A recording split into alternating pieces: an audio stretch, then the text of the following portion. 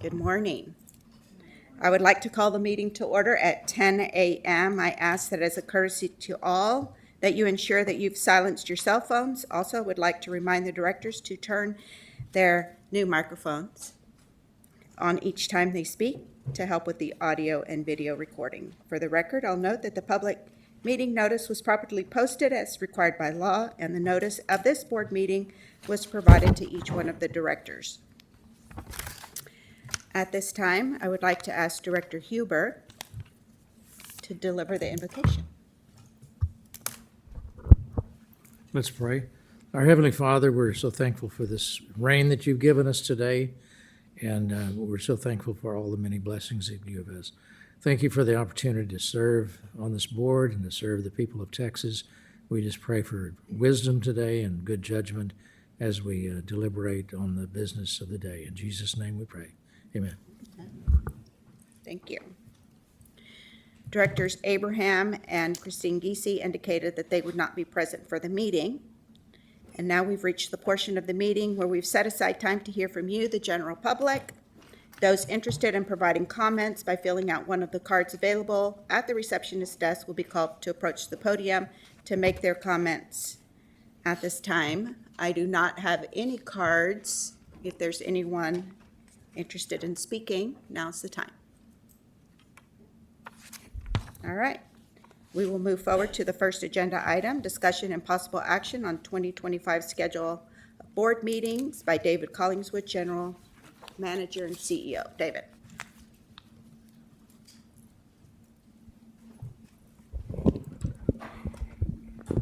I didn't realize they put my name on this one, so I'll do my very best.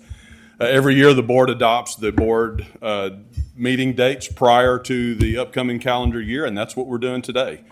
6 meetings every other month. We've missed all of the holidays and cool days, so Mondays and times of meetings to be determined. Any questions, thoughts, comments? Please read the resolution. Be it resolved that the Board of Directors of the Brazos River Authority hereby adopts the following schedule for meetings of the Board of Directors for calendar year 2025. January 27th, March 24th, May 19th, July 28th, September 29th, and November 17th. You've heard the reading of the resolution. Is there a motion to adopt? A motion made by, let's see here, Director Crone, and second by Director Henderson. Please poll the board. Presiding Officer Flores, Yes. Director Huber, Yes. Director Lloyd, Yes. Director Boren, Yes. Director Fernandez, Yes. Director Henderson, Yes. Director Jimenez, Yes. Director Khan, Director Crone, Yes. Director LaChance, Yes. Director Lattimore, Yes. Director Embro, Yes. Director Parks, Director Ruiz, Yes. Director Savage, Yes. Director Smith, Yes. Director Taylor, Yes. Director Weldon, Yes. Director Wilson. Yes. Possible action on risk-based asset management and capital planning program. Optional task 4 by Blake Kettler, Executive Projects Portfolio Manager.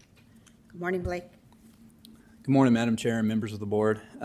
With this agenda item, we will request authorization to exercise an optional task within our professional services agreement with Carollo Engineers as part of our implementation of the risk-based asset management and capital planning program. I'm sure a lot of you are thinking we just authorized moving forward with this asset management software back in July. Some of you may recall that. And yes, that's true, but some things have developed requiring us to come back. In preparation for implementation of the asset management software, our selected vendor, NextGen, presented a more aggressive implementation schedule than originally anticipated. So the reason for my presence here is more of a timing issue to allow a seamless integration of the new asset management software system. So being mindful of your time, I'm not going to drag everyone through another detailed update on this initiative since we covered it back in detail in July. But in order for this agenda item to make sense, it's important to understand what was authorized previously when we began this initiative.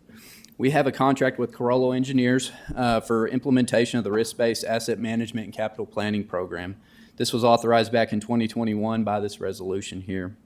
I can say that we continue to be very pleased with the development of the program's progress, the identified benefits, and the outstanding job Corolla has done to support these efforts. We really look forward to the finalized program and the efficiency, business continuity, and resiliency opportunities this will bring the organization for many years in the future. We're getting really close now. We're getting the software system up and running. The only task really once we get through that implementation period, the only tasks left are getting through the capital planning and doing some of those aspects. So we're really looking forward to this coming online. So looking at this resolution at the time, the board authorized staff to move forward with the contract with Carollo Engineers with a total not to exceed of $1.9 million, which included an optional task to pursue additional services if needed. And in accordance with this resolution, BRA would come back to the board if we exercise the optional task in part or full. So optional subtask 4A within our professional services agreement with Carollo Engineers is to apply the finalized risk criteria to all BRA assets at a total of $198,646 as approved as part of the 2021 total not to exceed amount for the project. We are requesting authorization to use this portion of funds within our optional task to allow Carollo to assist staff in performing the evaluation, the risk evaluation, asset inventory, condition assessment for those additional facilities seen there for there at De Cordova Bend, at Granbury, Sterling C. Robertson, at Limestone, and also the Williamson County Regional Raw Water Line. Not only will this authorization help us with our timing constraint, but we'll also see the added benefit of industry experts performing the initial evaluation of our assets while we establish the program. And so I do have a resolution for consideration, but I'll answer any questions. Any questions for Blake? No questions? Please read the resolution. Be it resolved that the Board of Directors of the Brazos River Authority hereby authorizes the General Manager, CEO, to exercise optional subtask 4 Alpha, apply finalized risk criteria across all BRA-owned assets of the professional services agreement with Carollo Engineers for development of the risk-based asset management and capital planning program in an amount not to exceed $198,646. You've heard the reading of the resolution. A motion was made by Director LaChance, a second by Director Wilson. Please pull the board. Presiding Officer Flores, Yes. Director Huber, Yes. Director Lloyd, Yes. Director Boren, Yes. Director Fernandez, Yes. Director Henderson, Yes. Director Jimenez, Yes. Director Crone, Yes. Director LaChance, Yes. Director Lattimore, Yes. Director Embro, Abstain. Director Parks, Yes. Director Ruiz, Yes. Director Savage, Yes. Director Smith, Yes. Director Taylor, Abstain. Director Weldon, Yes. Director Wilson. Yes. Agenda item number 3, discussion and possible action on internal evaluations and recommendations regarding disposition of certain tracts of land owned by Brazos River Authority at Possum Kingdom Lake in Young County, Texas, by Blake Kettler, Executive Projects Portfolio Manager. So, members of the board, let me just interject something for a minute. The Property Management Committee met before the board meeting and began a very long-term assessment of all of what we're doing is we're looking at all of BRA's assets and properties. And the purpose of this is to better understand what we have and to make sure that we're doing all that we can to protect those properties that we own from future interests. Let's just leave it. Let's say it that way. And one of the things that we did is, as a staff, Tiffany Malzahn led an initiative to create matrices to go in and allow us to look at our properties, score those properties, if you will, against a set of matrix that allow us to, again, better understand the value of the property to the BRA, the risk of not owning that property to the BRA, So what you're going to see here is the first of many presentations over the months and years to come, where we're going to bring a subset of properties from the committee to the board for consideration on the future use of those properties. And we've started up in the headwaters of the Brazos, north of Possum Kingdom, where it's a little bit easier to assess these large tracts. In the months to come, in the meetings to come, we'll be dealing with smaller, more intricate little properties because of how growth happened around the lake and how we acquired properties over time that'll make the decisions much more complicated. But anyway, I wanted to give you that overview for the reason that we're bringing this to the board. Again, the matrix that Tiffany and her group put together are very detailed. It allows us to take a very scientific, risk-based approach to the decisions that we're asking the board to consider. So this is the first of many. Thank you. Thank you, David. Thank you, Madam Chair and members of the board.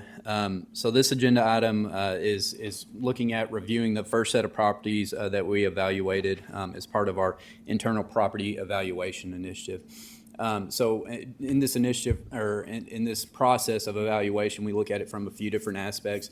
The spreadsheet or matrix that Tiffany put together on different associated factors for properties, evaluating from that standpoint, is also looking at the associated documents with the property. And the outcome of this is, getting the committee board's input on where we stand from a policy position on properties to help staff with direction as we move forward in the future. When property requests, different things like that roll in, we understand where everybody sits. So we continue to see the need to determine highest and best use. As part of the evaluation of these properties, we look at factors such as operational necessity, the property access easements, encumbrances, any flooding, water quality, or species considerations, recreation, current future development, and mineral rights. These factors are considered on an individual property or individual tract basis within the scoring matrix to provide an overall score that will weigh into a recommendation of highest and best use.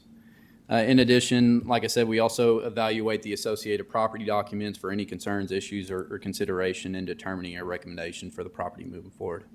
We began evaluating the properties at Possum Kingdom. Possum Kingdom has majority of the BRA retained properties, totaling about 12,000 acres on 386 different tracts. BRA staff started the evaluation at the top end, like David said. Less challenges, influences on property. So starting there, making sure the matrix, everything works the way that we anticipate. And from there, slowly grouping them into manageable allocations of properties and working down through the reservoir. So the initial groups that of tracts that we evaluate are located here on the map. We're going to focus on the tracts that are located along the northern reaches of the reservoir. So in this area that looks like a river, this is the northern reaches of PK. We're not going to talk about the grand properties up here. Those ultimately were in another agenda item, and we're going a different direction with those. But focusing on those properties there. Just a bit of property information. These properties range in size from 100 acres to 336 acres.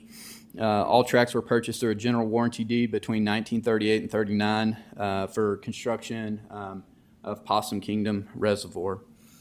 There were approximately 23 acres acquired as part of property PK 0261 through a quitclaim deed. And that property you can see right here. Grantor reserved all oil, gas, and other mineral rights. And the grantor retained access for livestock on contiguous property owned by the grantor to cross to the water's edge for the purposes of watering livestock. This is pretty typical. We see this a lot in documents associated with properties in that area. So with that, I'm going to hand it over to Tiffany and kind of let her walk you through some of the findings through that evaluation, the matrix, and then I'll come back in and wrap up our recommendation.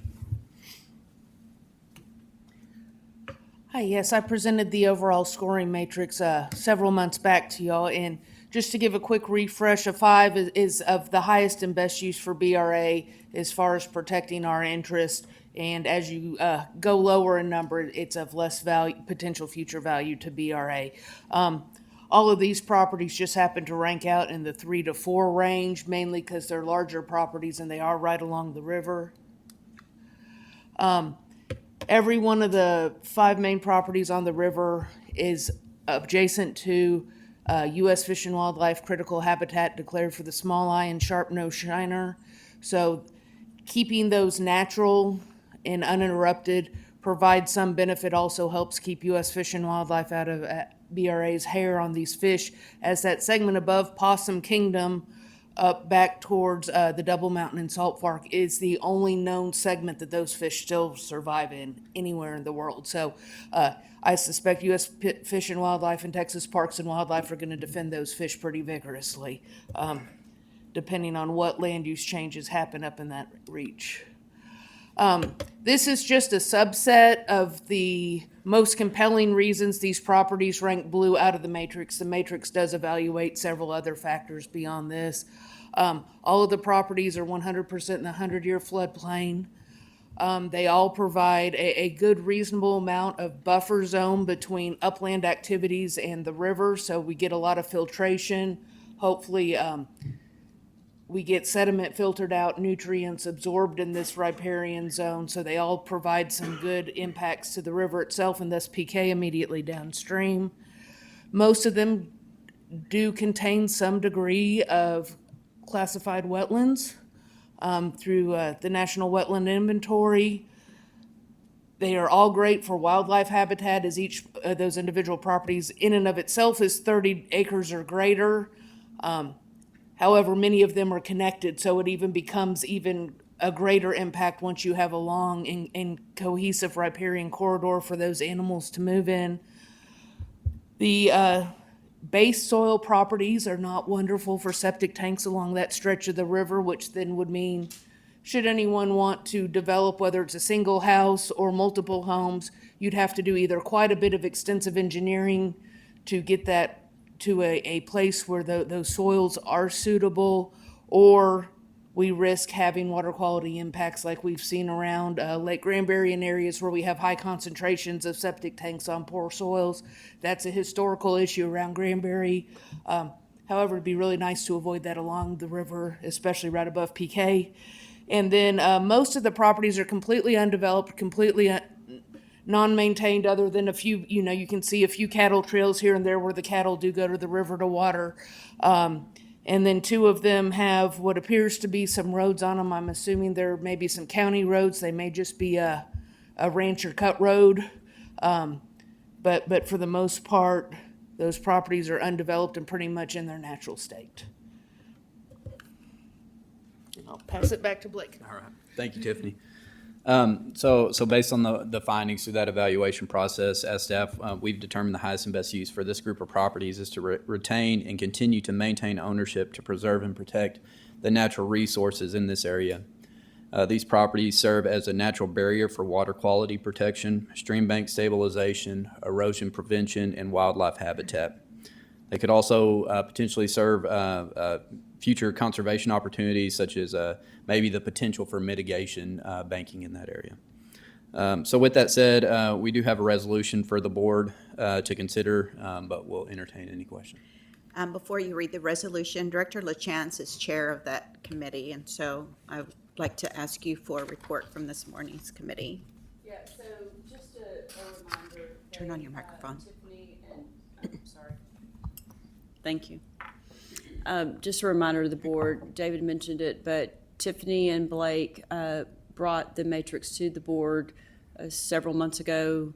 I think that when you look at the process in which they are evaluating all of our properties and really methodical, working down and evaluating all the different components of what decision that the BRA should take in terms of retaining the property or next steps towards doing something differently, whatever that may be.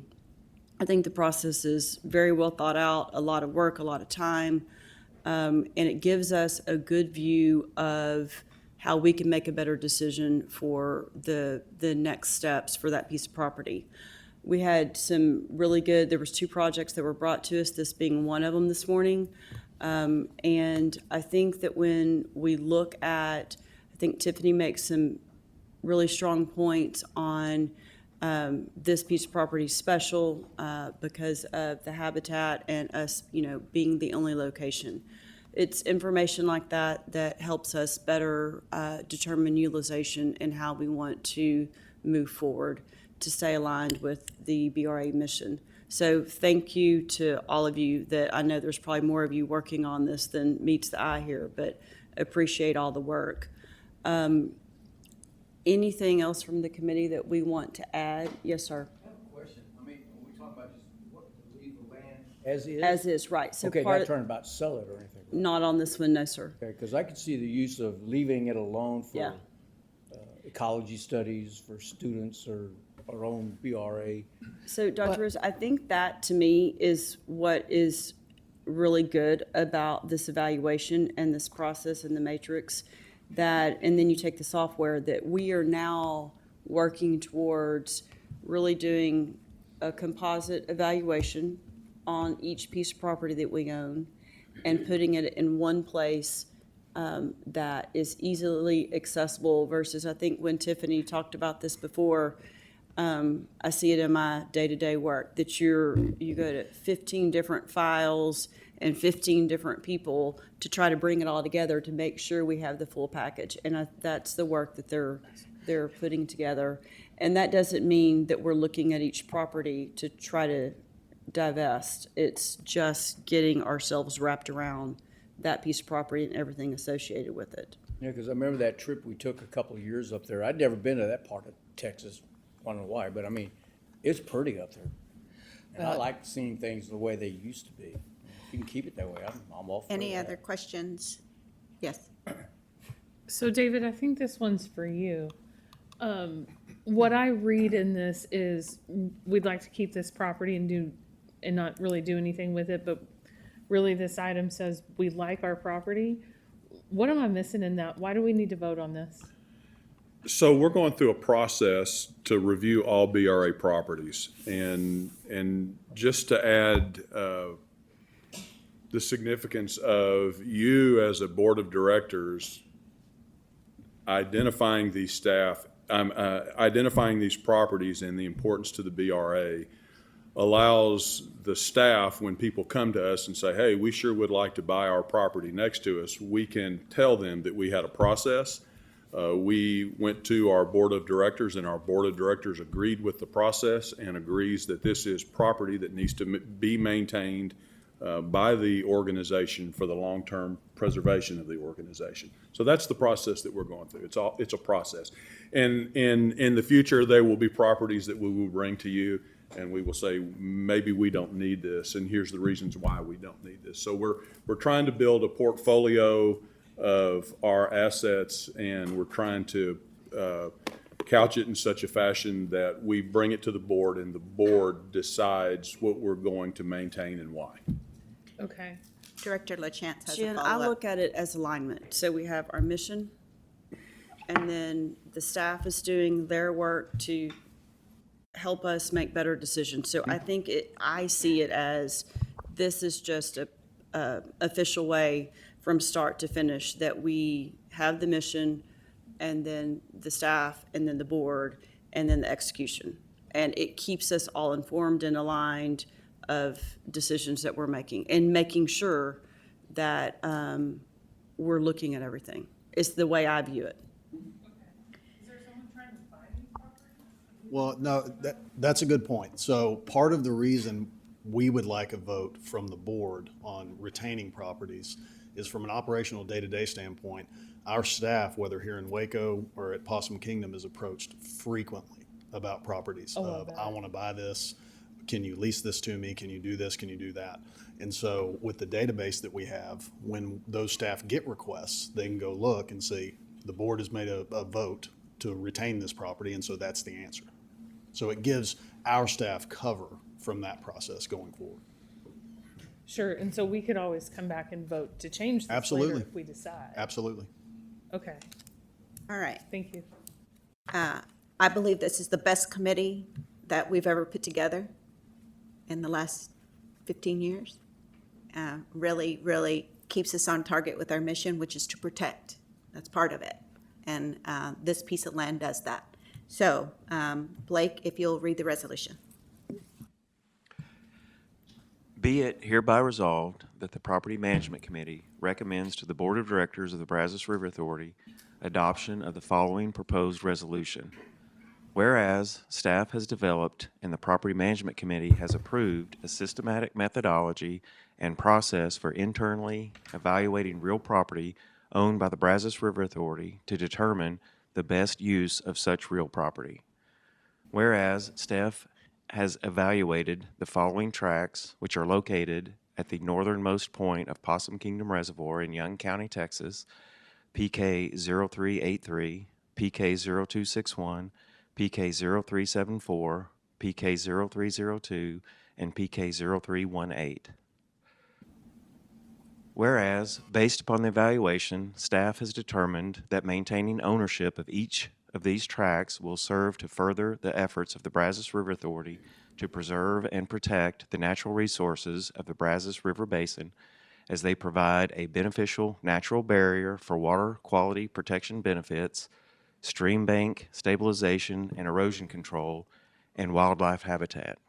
Further, these properties may also be utilized for potential future conservation opportunities to support the Brazos River Authority's mission and strategic goals. Now, therefore, be it resolved that the Board of Directors of the Brazos River Authority hereby resolves to retain ownership of tracts PK 0383, PK 0261, PK 0374, PK 0302, PK 0318 to support these efforts. You've heard the reading of the resolution. A motion was made by Director LaChance, a second by Dr. Ruiz. Please poll the board. Presiding Officer Flores, Yes. Director Huber, Yes. Director Lloyd, Yes. Director Boren, Yes. Director Fernandez, Yes. Director Henderson, Yes, Director Jimenez, Yes. Director Crone, Yes. Director LaChance, Yes. Director Lattimore, Yes.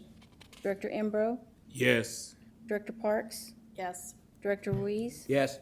Director Savage, Yes. Director Smith, Yes. Director Taylor, Yes.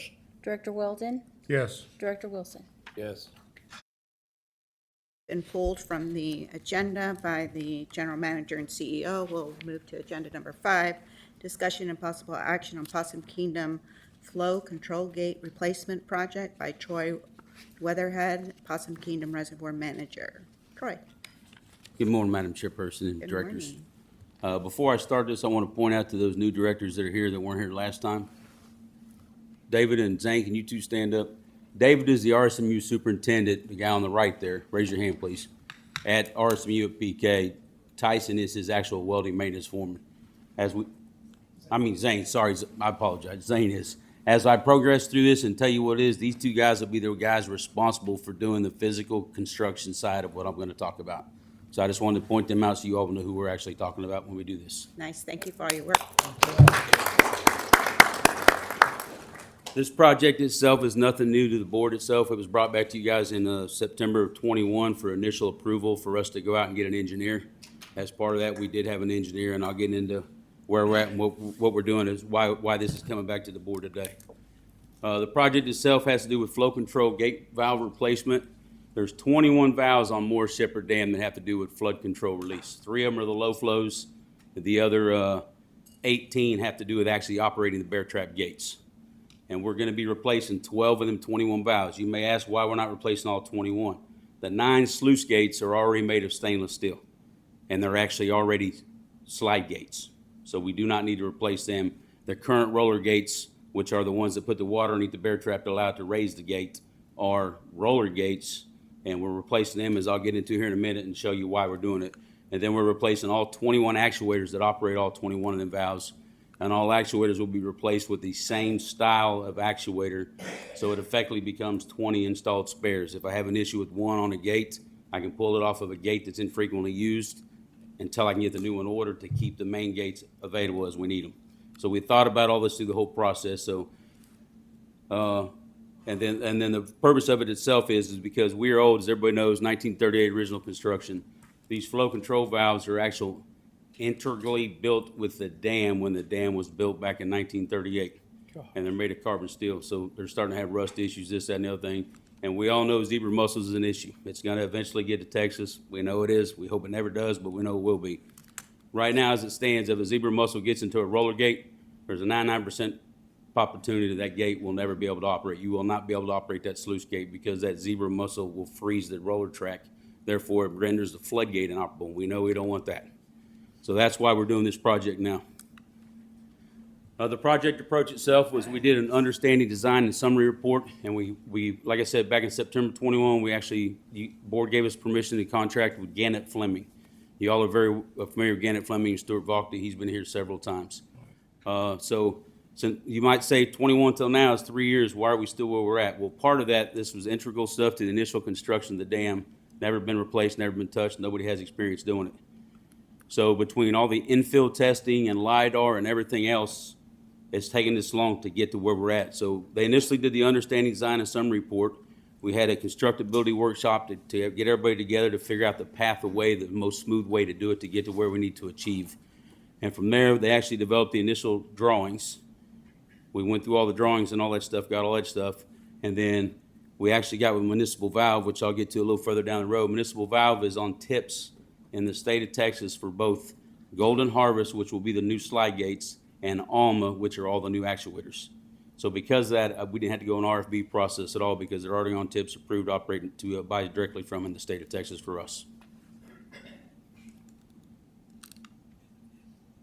This is what I referred to earlier as the initial agenda item back in September 21, where we had permission to spend $1.4 million for engineering services to get to us.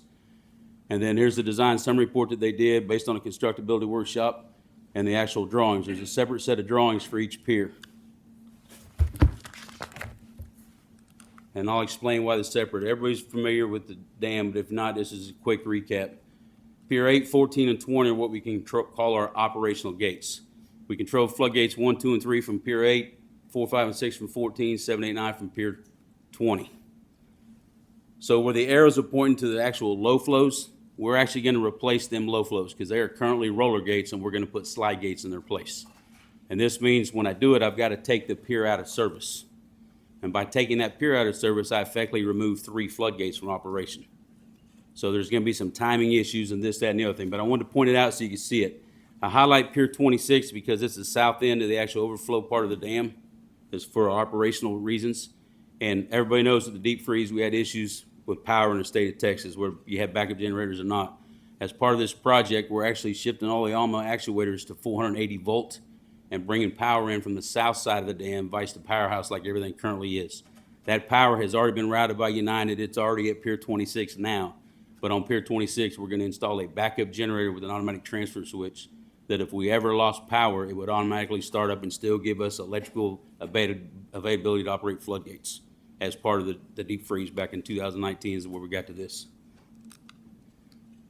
These are only here for a few technical standpoints, show you about LiDAR. I'm sure most people in here should know everything about LiDAR and what its purpose is. We actually did LiDAR in all 4 of these piers to allow us to get down to the minute details of these gates and what we got to replace. And in conjunction with LiDAR, we actually did several in-field measurements between RSMU and Gannett Fleming coming down and doing all the field trips, and it's taken us this long to get where we're at to make sure we're getting the precise material and size we need. So that when we do this, we're doing it right, and hopefully we won't ever have to do it again. From that LiDAR, we was actually able to develop point clouds and put it into a Revit model. This Revit models right now, these are in CRM.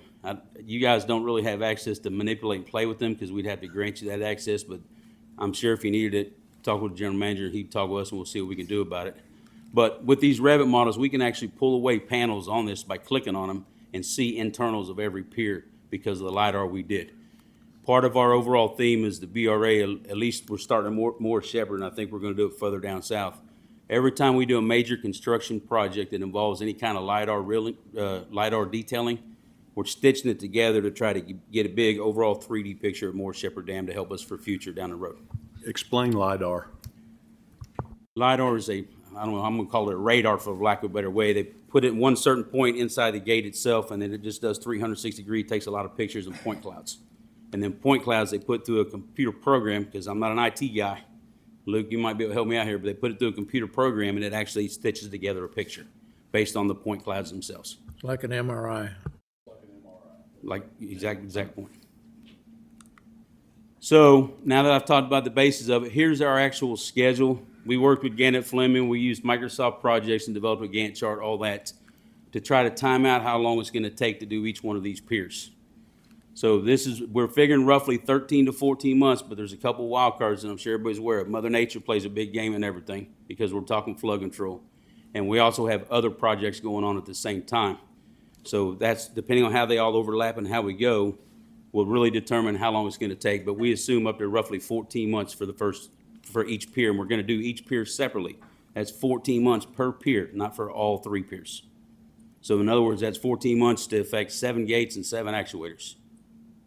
So overall, we're looking at almost 3.5 years if everything plays out right. Okay? Before I get to that part there, we're starting out with Pier 14 first. As everybody should be aware, Pier 14 has gates 4, 5, and 6 on it. 4 is down for pier plate work. We anticipate that by the next board meeting, Gate 4 will be back in service, ready to release floodwaters if we need it. We're almost done with that one. From there, we're going to go to Gate 5.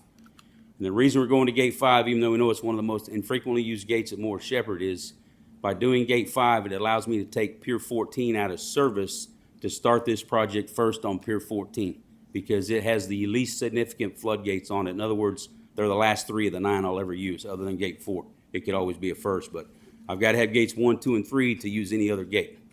So we want to start with 14 first, and as we get done with 14, we'll move to Pier 20. We're saving Pier 8 to the last, because hopefully by then we will have already done 2/3 of the project, drastically increased our efficiency as a maintenance crew to do this, so that when Pier 8 is taken down for the maintenance, it'll be down hopefully a lot shorter time frame. That's why we're going that way, because Pier 8 is the most significant pier, even though they're all significant. We've got to have 3 of the first 4 floodgates to go anywhere else. So I just want to reiterate, we're figuring roughly 14 months. Could take a little longer, could take a little bit shorter, but as we progress through it, that time should come down significantly. That is our overall objective and goal. With this, the whole purpose of what I'm coming to you today for is I'm coming to you to get board approval to actually purchase the Golden Harvest valves and the Alma actuators and all other necessary equipment from Municipal Valve to facilitate this project. Another thing that's taken a little bit of time is we've been able to work out with Alma. Initially, we didn't know that they could be on tips in the state of Texas, and the Municipal Valve got with us and said, yes, they can be on there. So that took a little while to come through that, and also due to the length of this project, we were able to work with Alma and get a 5-year warranty put on every actuator, because typically they only come with 1-year warranties, and we know for a fact we would be using 14 of them within that first 1 year. So we want to try to minimize the impact on us. Yes, it's $800 per actuator for a total of $16,800, but it gives us 5 years of warranty vice 1 year, because the warranties go effective the day we take custody of the actuator, whether it's in use or not. So we came through that to help save us money down the road also, and also to give us a warranty. So when you add all that between the low flow gates themselves, the slide gates, so there's 3 low flow gates we're replacing and 9 slide gates. The price on the top, them actually also include the actuators themselves. That's why on the bottom, there's only 9 actuators utilized, because part of Golden Harvest with them manufacturing these new gates for us, they're actually going to provide the actuators, everything else. We're going all total stainless steel on the seals, the valve stems, everything else, all the way up to the actuator itself. So when you put all that together, it comes out to $675,811. We put a 10% contingency factor, bring it up to $643. So for purposes of the board agenda item that I have, we've just rounded to $750 for ease of numbers and calculational purposes. So at that point, yes, sir. Your contingency factor, does that include inflation? That is what it is for, yes, sir. Yes, sir. Yes, Mr. Emerald. Mr. Emerald does, I think. I Oh, one of them, okay. I got a couple of questions. You're gonna buy all the hardware all at once? Yes, sir, that is the goal. So even, Well, let me correct. you're gonna buy all the hardware all at once, and I understand that. So does the warranty period start from the time you install the hardware? Or does it start from the time you buy it and take delivery? When we buy and take delivery. And when you, go ahead. So, this may be a dumb question, but we've got 3 different installs. So the hardware that you're actually installing at the end of the process will have used up about half of its warranty period, is that right? If everything flows in the course of our timeline, you're correct. The actuators themselves, half of their warranty period will already be up before they're in operation. Is that a problem? That's why we've worked with Municipal Valve to get a 5-year warranty versus the normal, just factory 1-year warranty that they come with, hoping that by the time they're all installed, there's still parts of the 5-year warranty left. Okay. Now, my last question is, it seems to me to make sense to go to the far end of the dam. Obviously, I live up there, so I'm real familiar with what you guys are doing. So you're going to the least used side of the dam, which is the least critical part to start out with. Is that right? When it comes to operation of the floodgates, yes, we're going to the least used. 5 and 6 are the least used floodgates at the Right. dam itself. Unfortunately, yes, it takes out gate 4 also. But with the other projects that are going on, it just makes sense to start there. Okay. And so then you're gonna walk back across the other piers. So the last one you're gonna do is the one where the floodgates are most used. Yes, sir. Pier 8. So Director that way, Pembroke? our hopes are to have increased efficiency of our crew and have worked out all the little bugs or imperfections that may come along the road, because there's gonna be obstacles. I'm sure that it's the way it is with every project. But we want to make sure that by the time we get to Pier 8, we can minimize its downtime. Director Embro had a question, and then Director Henderson. If I could add one more thing, I want to say hats off to the RSMU team.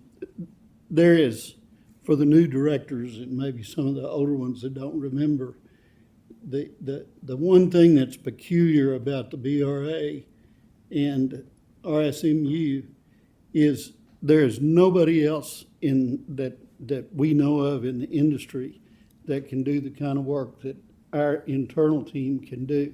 So hats off to these guys and our group. Thank you, Director Lattimore. Madam Chair, can I add one thing to what Director Lattimore Yes, just said? sir.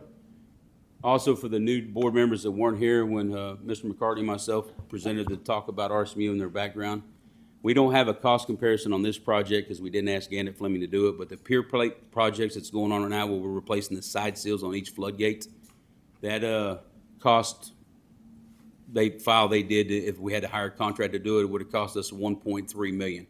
We did that first gate in-house by ourselves, materials, labor, everything for under $400,000. So we saved over $1 million. That's how skilled David and Zane's crew is and what they can do over there. I'm just sharing that for those new board members that weren't here before. Thank you. Director Embro? I agree with you. The work they do is understated. It's an unbelievable job that they do. My question is really trying to get more of an insight on the justification for sole sourcing this and not putting it in the bid environment. I think we lose a lot of leverage from making sure we get competitive numbers on here when we sole source it the way that you have it. Can you kind of talk to that a little bit more? I'll try to speak, and if I'm wrong, I'll ask Michelle to correct me, but we didn't do an RFB because of the fact that we can utilize TIPS, and Municipal Valve is on TIPS. Explain what TIPS is. TIPS is It's a co-op. It's a interlocal purchasing agency, basically, that we're authorized to purchase under the state of Texas with. So come explain the benefit to that, please.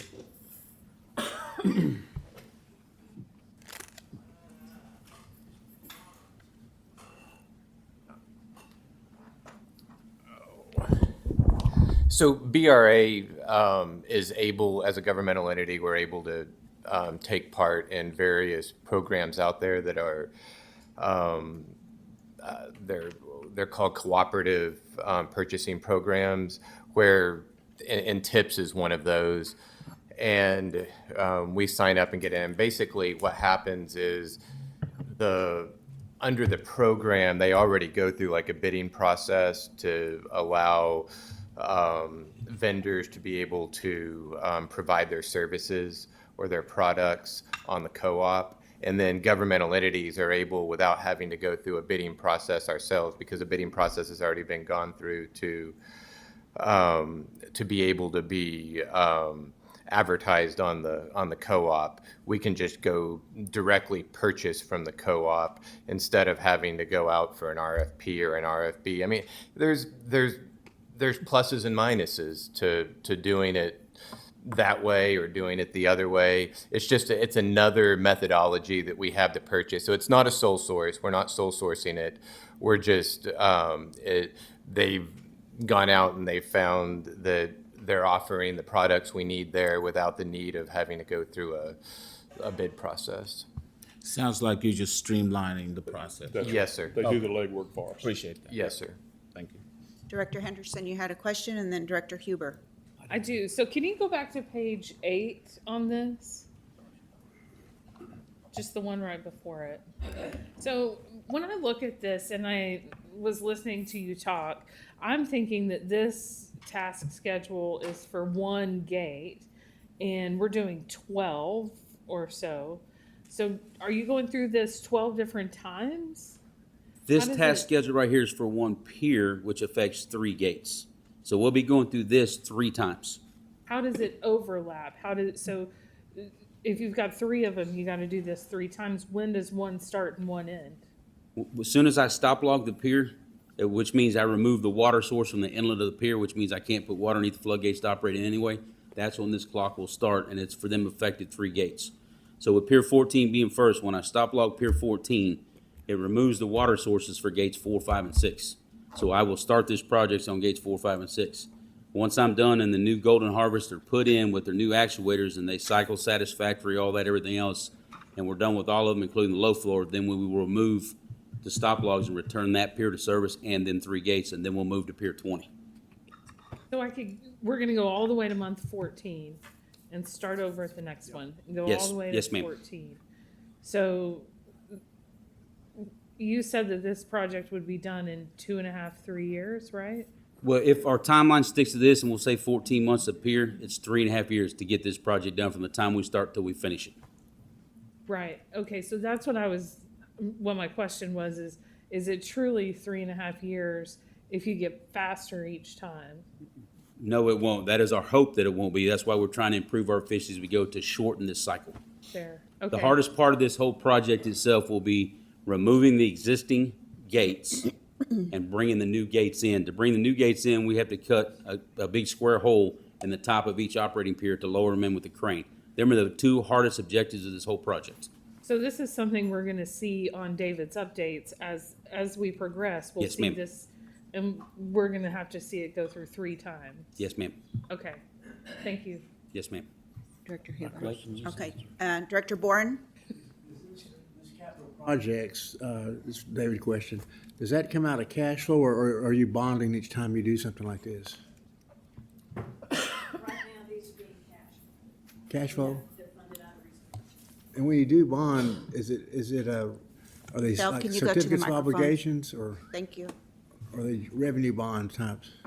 I'm sorry, could you Are they repeat? certificate of obligations or revenue bond types when you do bond?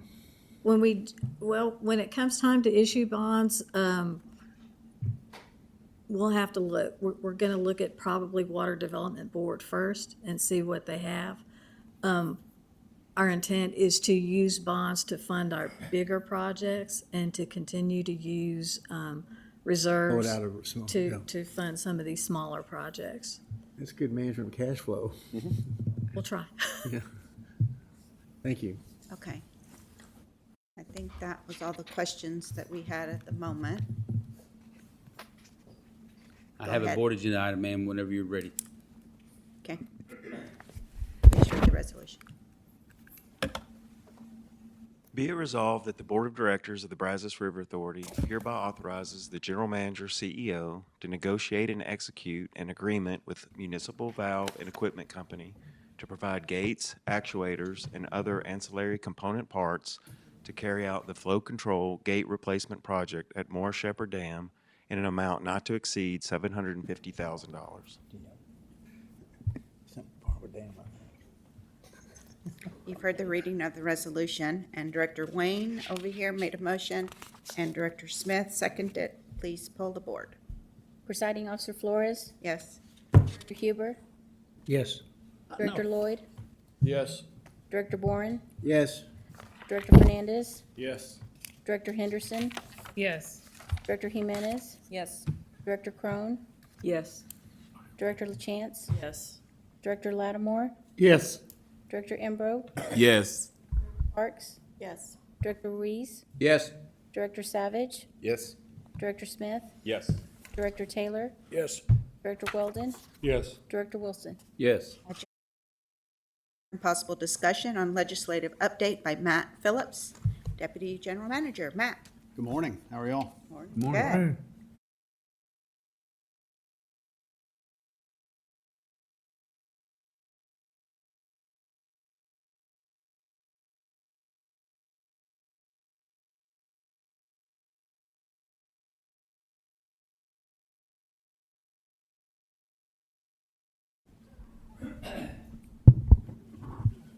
How about now? Okay, I'll lean down. So November is normally my shortest legislative update. Obviously, session doesn't start until January. Technically, it has started because they started pre-filing bills last Tuesday. They filed about 1,500 bills on day one, which is about 600 more than the session before, and they keep breaking that record each session. It's always fun to see that first day and how many bills we're going to have to look at, and there was a lot. And then the days following that, it slowed down, and they filed 100, and then 50, and then 40. So it'll pick back up once they get back in January. So I'll just give a really brief overview of kind of where things are and some of the things I think they're going to look at in the upcoming session. So let's just talk about the bigger picture issues. The big three, I put that on there to kind of highlight the relationship amongst the Lieutenant Governor, the Governor, and the Speaker. Having gone through the amount of special sessions that they went through this last time around, I think you could say there's some potential strain in the relationship amongst those three. Maybe it's repaired a little bit amongst a few of them or a couple of them, but maybe not. So that tends to flavor the session as we move things forward, whether or not those three are getting along. Speaking specifically about the Speaker and the Lieutenant Governor, I would say that that is by far the worst relationship between those two that I've ever seen in the time that I've been doing this. In fact, the Lieutenant Governor openly campaigned against the Speaker in his House race. They are openly fighting with each other on Twitter quite a bit. So it's kind of the first time I've seen that. I don't know whether or not that relationship will ever be any better, but that does affect how a session moves when the leader of the House and the leader of the Senate are not getting along. Tends to lead to a lot of fighting, tends to lead to a lot of bills dying. So we'll see how that goes. Add to that the fact that we have a speaker's race, and that says there's 3 candidates. As of late last week, there's actually 4. So we had another one jump in, another one on the Democrat side. I'm not sure the strategy of that, but we'll see where it goes. So what that typically does when you have a speaker's race is it delays the beginning of session because the House takes a while to get organized already. And when they don't know who the speaker is going to be and then who the chairs are going to be and all that kind of thing, it tends to delay the House getting organized. Again, a body that typically is behind the Senate and getting organized because there's 150 members and you got to figure out where to put them all. How that's going to play out is the House Republican Caucus is set to meet on December 7th. To potentially coalesce around a speaker candidate. There are 2 Republican candidates right now. There's the current speaker, Dade Phelan, and then there's David Cook, who is from the Mansfield area. I don't know, as we sit here today, that either of them have the numbers to get what they need in the caucus, but we'll see how that meeting goes and whether or not one of them is able to pick them up. The speaker's race is always a tricky process. You have members that pledge to a speaker candidate. You have members that pledge to 2 speaker candidates. So who is pledged to who and who's really behind who is kind of hard to tell. But that will, whoever ends up being the speaker will determine obviously who the chairs of the different committees are. And that's a point of contention among the Republican caucus, whether or not the speaker will allow Democrats or the minority party to hold committee chairmanships. That's kind of one of the biggest sticking points. School choice is another one. But that will be the thing that kind of plays everything out. What will be interesting is, regardless of what comes out of the caucus vote, you then get to the floor, and that requires a simple majority of the body, so 76. Now, is it possible that a member that doesn't get the caucus vote still has enough support amongst the Democrats in the body to still win the speaker's race? Haven't ever seen that happen before, but it may happen this time. So it'll be interesting to see going forward. All in all, it will delay the process of the House getting organized. We will also have a new House Natural Resources Chair. Tracy King, who was the chair of that committee last session, has retired. So regardless of who is speaker, we will have a new House Natural Resources Chair, and that's the committee that we do most of our business with in the House. On the Senate side, leadership is unchanged. We will absolutely more than likely have the same Senate Water, Ag, and Rural Affairs Chair, and that's Chairman Charles Perry from Lubbock. And then the overall makeup of the House and Senate, the Republicans picked up 2 seats in the House during this election cycle, so going from 86 to 88, and they picked up 1 seat in the Senate, so going from 19 to 20. Major issues. Budget surplus. I fully predict that the budget surplus this time around will not be as large as it was last time. Last time it was $34 billion. It's not going to be anywhere near that. I think that it'll be somewhere around $20 billion. But one of the things to remember is they've already spent some of that $20 billion with some of the things they did last session. So it will be $20 billion minus something, probably minus half. So it will be much less. I only say that because there's a lot of stuff they still want to spend money on, and they're going to have a lot less to spend it, a lot less money to work with. Property tax relief is one of those. You know, they did some of that last session. I think they did around $18 billion. They're wanting to do more. So how much of that 10 or so billion will get ate up by that priority? School choice has already been announced by the Lieutenant Governor and the Governor as their major priorities. I would not be surprised if that's made into an emergency item, meaning that they can act on it within the first 60 days. So I think you'll see that. The electric grid, they're continuing to want to make improvements to that, so we'll see what those look like. Impeachment reform, that's one that's been mentioned because they did go through an impeachment process last time. They hadn't done it before that since 1979.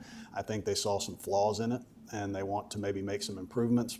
Good example is if the Lieutenant Governor were being impeached, he could preside over his own impeachment trial. Kind of a problem.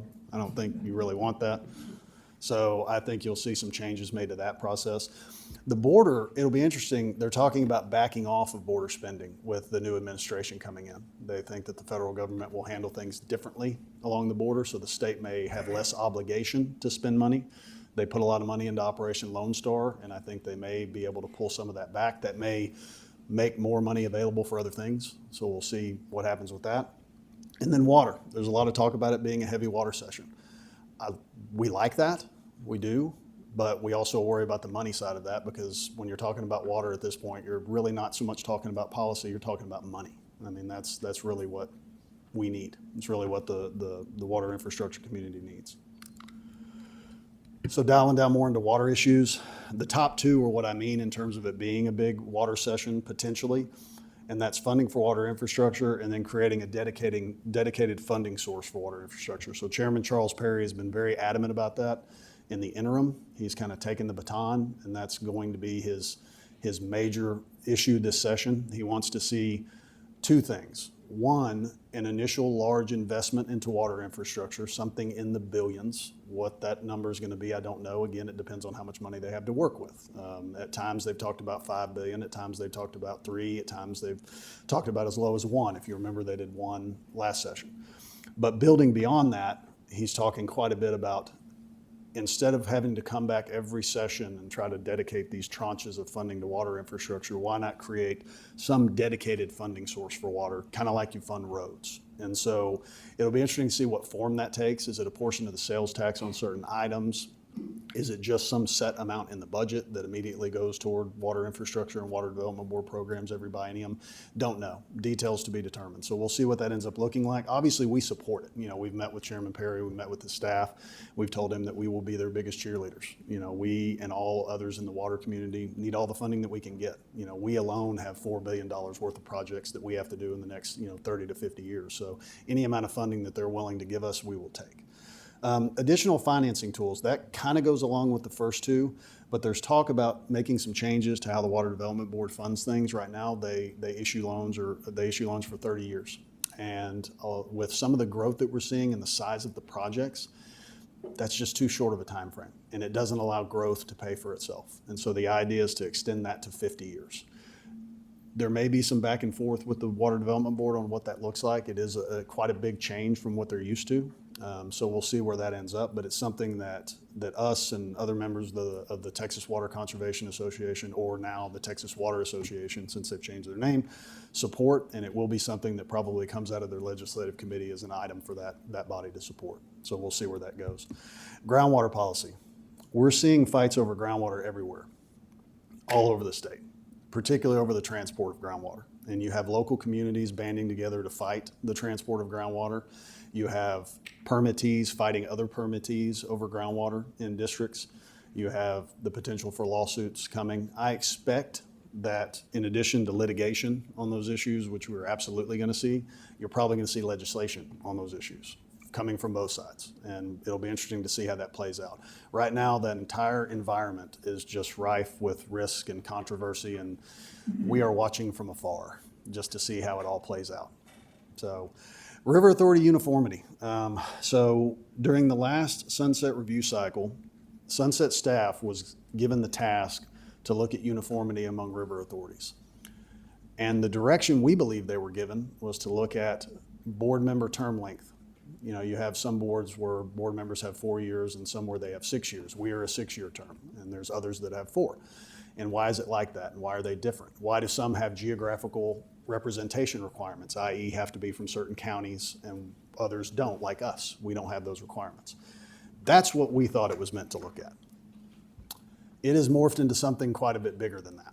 And Sunset staff has kind of taken it upon themselves to look at a number of different issues across all of the river authorities, and in a way put us all back through Sunset without us actually being under Sunset. None of us were ever called or spoken to about that process, but they've issued a report that has some recommendations that would make some changes to some of the things we do in addition to board member term length. When was the report issued? The report was issued last Friday. So we've got some concerns. All the river authorities have some concerns with some of their recommendations. We're going to be meeting about it really soon to figure out how we approach it.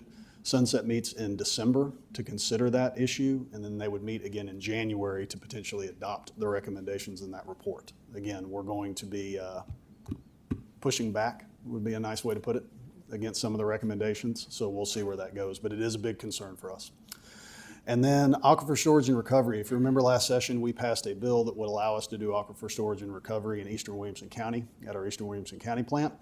And that bill made its way all the way through the process, and then unfortunately was caught up in the shrapnel of the property tax relief special session and got vetoed. So we will be bringing that back. We've already been speaking with Senator Schwertner and Representative Harris Davila, who were our sponsors last time. We were going to get it filed much earlier this time than we did last time. If you remember last time, we got it filed about a day before the filing deadline. We typically don't do that, but we had been going back and forth with TCEQ over whether or not we needed a bill to begin with, which led to our lateness. But we're ready this time, and I think we'll probably see it get pre-filed sometime first week of December. So we're moving forward with that. So that's about all I got. Obviously, there will be a lot of other issues that we deal with during the session because there always are, but we'll bring them to you as we do. And in January, I'll probably have a little bit more information to give you. Hopefully, I'll be able to talk about chairmanships and committees and what everything looks like. Be happy to take any questions. Question. Has there been any discussion about reimbursement of what the state has spent on the border from the federal government now that Trump's, so that money might be available for water? Don't know. That'd be nice. Yeah, be nice. Director Henderson has a comment? Just one really quick question. Is there any talk about changing the way things are permitted on a big picture scale? You know, really where I'm going with it is, do we have to watch anything as far as like the permitting side of what we do? In terms of federal permitting? Yeah. And state too. Well, I don't see any major changes to state permitting. Obviously, yes, we watch anything related to state water rights permitting and engage on anything that we think might make our jobs harder. So yes, we watch that 100%. And on the federal side, with a new administration, do we expect to see major wholesale changes in how projects are permitted, like the 404 permitting process? I don't know. I wish I had a good answer. A lot of times the trickle down of that takes a while. It's not something that happens day one.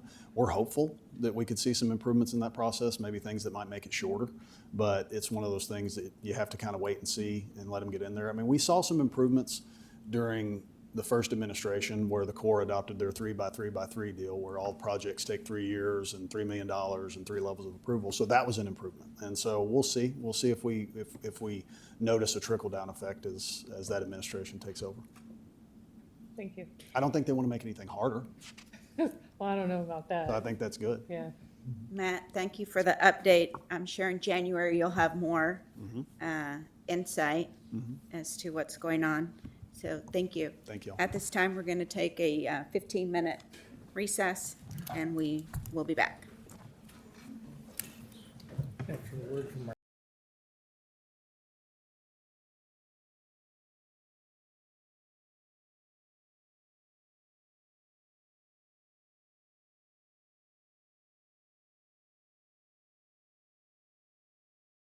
Item number 7, discussion and possible action on water cell policy updates by Brad Brunette, Chief Operations Manager. Good morning, everyone. Are we working again? Okay. Yeah, good morning, everyone. We've got a couple of changes we're going to be recommending to our water sale policy with this item. So the water sale policy that we have in place right now outlines various conditions and requirements and considerations with regard to not only our sale of water, but also our water contracts as well. One section of the policy deals with contract term lengths as well as renewals and extensions. And right now, the policy states that we won't consider any renewals or extensions until we get within 1 year of the expiration of a contract. And that provision is in there so that we don't have customers continually every year coming wanting to extend their contract 1 more year. But we've recently had a couple of customers that were working with the Water Development Board to acquire funding for infrastructure improvements. And the Texas Water Development Board has a requirement now that in order for them to loan money, the loan holder has to have a water contract or a water supply that's in place for at least the full term of the loan. And so that's created a couple of issues with a couple of our customers. And right now, again, our policy prohibits that. So we're making it a recommended change to that so that we've got more flexibility to consider renewals or extensions when we have a customer that's needing to access funding from the Water Development Board. And we've also got right now the policy limits us to considering any changes that we won't do that until we get within 1 year of contract expiration. And so we're going to recommend changing that to 3 years just to give ourselves a little more time to discuss those renewals and discuss negotiation of new contracts with customers. The 1 year window was a little bit tight, and we've had a couple of instances in the past where we had old contracts that had strange renewal language, and it just takes a little while to work through that. So I've got the next slide here is the section of the policy that I'm talking about, and you can see the changes that we're proposing to make up there. The first thing you see right here, we're changing this from 30 to 35 years so that a customer can get at least a 30-year contract if they choose to. You'll note if you read it that the ending dates are rounded down to the closest year ending in 0 or 5. And so what we're doing there is we're trying to, rather than have contracts expiring every year that we're always having to consider renewals, we're trying to group them so that we've got contracts that expire, 2020, and then another group in 2025, another group in 2030. So that's the intent of that. And by changing the 30 to 35, that will ensure that anybody that wants one can at least get a contract term of 30 years. You'll see here, this is just the change 1 year to 3 years to give ourselves a little bit more flexibility in negotiating renewals or extensions, just a little bit more time to work those. And then the last part here is to address the Water Development Board funding requirement. So I've got a resolution that would adopt these changes, but I'd be happy to answer any questions that you might have. Any questions for Brad? All right, read the resolution. Be it resolved that the Board of Directors of the Brazos River Authority hereby adopts changes to the contract terms, renewals, and extensions section of BRA Water Sale Policy 6.5 as presented at the November 18, 2024 Board of Directors meeting. You've heard the reading of the resolution. Is there a motion to adopt? Motion made by Dr. Ruiz, a second by Director Huber. Please pull the board. Presiding Officer Flores, Yes. Director Huber, Yes. Director Lloyd, Yes. Director Boren, Yes. Director Fernandez, Yes. Director Henderson, Yes. Director Jimenez, Yes. Director Crone, Yes. Director LaChance, Yes. Director Lattimore, Yes. Director Embro, Yes. Director Parks, Yes. Yes. Director Savage, Yes. Director Smith, Yes. Director Taylor, Director Yes. Weldon, Yes.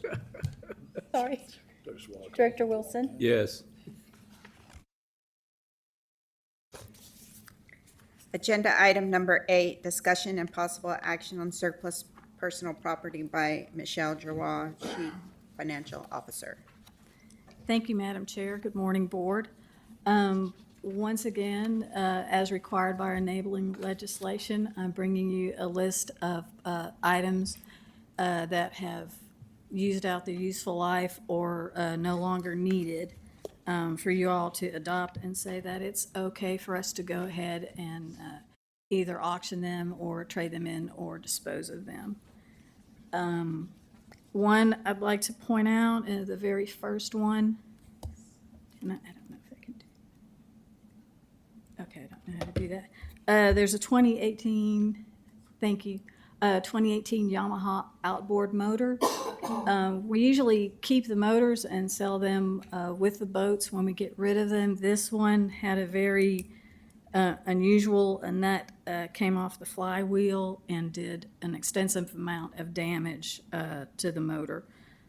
So we're going to go ahead and trade that in. We figured with the age that it was just more cost efficient to go ahead and replace that motor. So I don't know if anyone had questions about any of the other items. If there's no questions, there's a resolution. Any questions? All right, please read the resolution. Be it resolved that the Board of Directors of the Brazos River Authority hereby authorizes the General Manager, CEO, to dispose of the following surplus personal property under the terms and conditions that are in the best interest of the Brazos River Authority.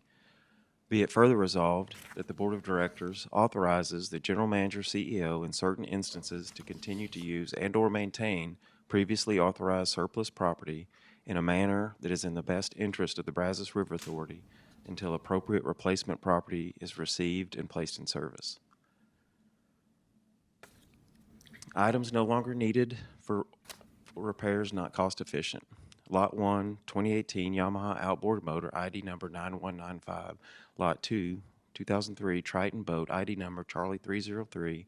Roadrunner trailer, ID number 9989. Mercury outboard motor, ID number 4336. Lot 3, 2008 Skeeter boat with sonar equipment, ID number Lima 809. Magic tilt trailer, ID number 9480. Yamaha outboard motor, ID number 5217. Lot 4, Kohler 173cc gas power washer. Lot 5, miscellaneous Axis security camera equipment, quantity 58. Lot 6, Hydrotech rugged tablet, quantity 2. Lot 7, Latham date and step printer, quantity 3. Lot 8, Whirlpool washing machine, model number 0 Bravo Whiskey 0. Lot 9, Craftsman table saw, model number 8590.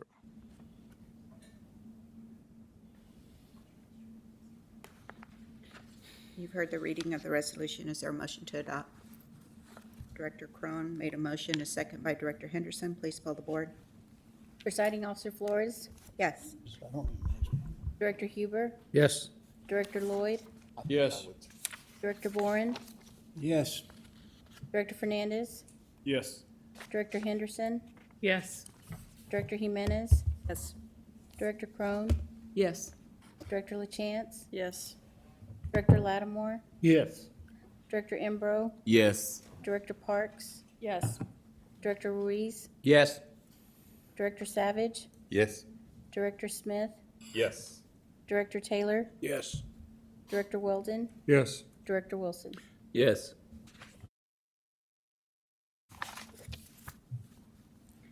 Agenda item number 9, discussion and possible action on determination of interruptible water available for 2025 by Aaron Abel, Water Services Manager. It's raining, Aaron. Oh, it is, and yeah. Good morning, Madam Chair, Directors. So, this item is we bring to you each year, and that is to establish the amount of interruptible water that will be made available for the upcoming calendar year. So we're talking about 2025. I can't believe it's 2025, but we're almost there. As you mentioned, thankfully, we've had ample rainfall and inflows to really replenish the system back in the spring, and then also here lately, we've been seeing some rainfall upstream. So very different. In the last couple of years, we've not made interruptible water available, so this is a good item.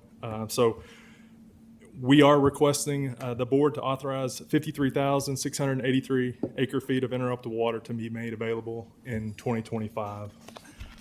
I will go through a couple of slides and touch on what interruptible water is, and I know some of you are relatively new to the board, so this is some good information.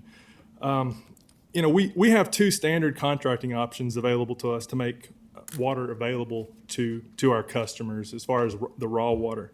And those 2 options are long-term water that is typically made available more than 5 years, or interruptible water, which is sold on a 1-year basis when it's made available. So, what is interruptible water?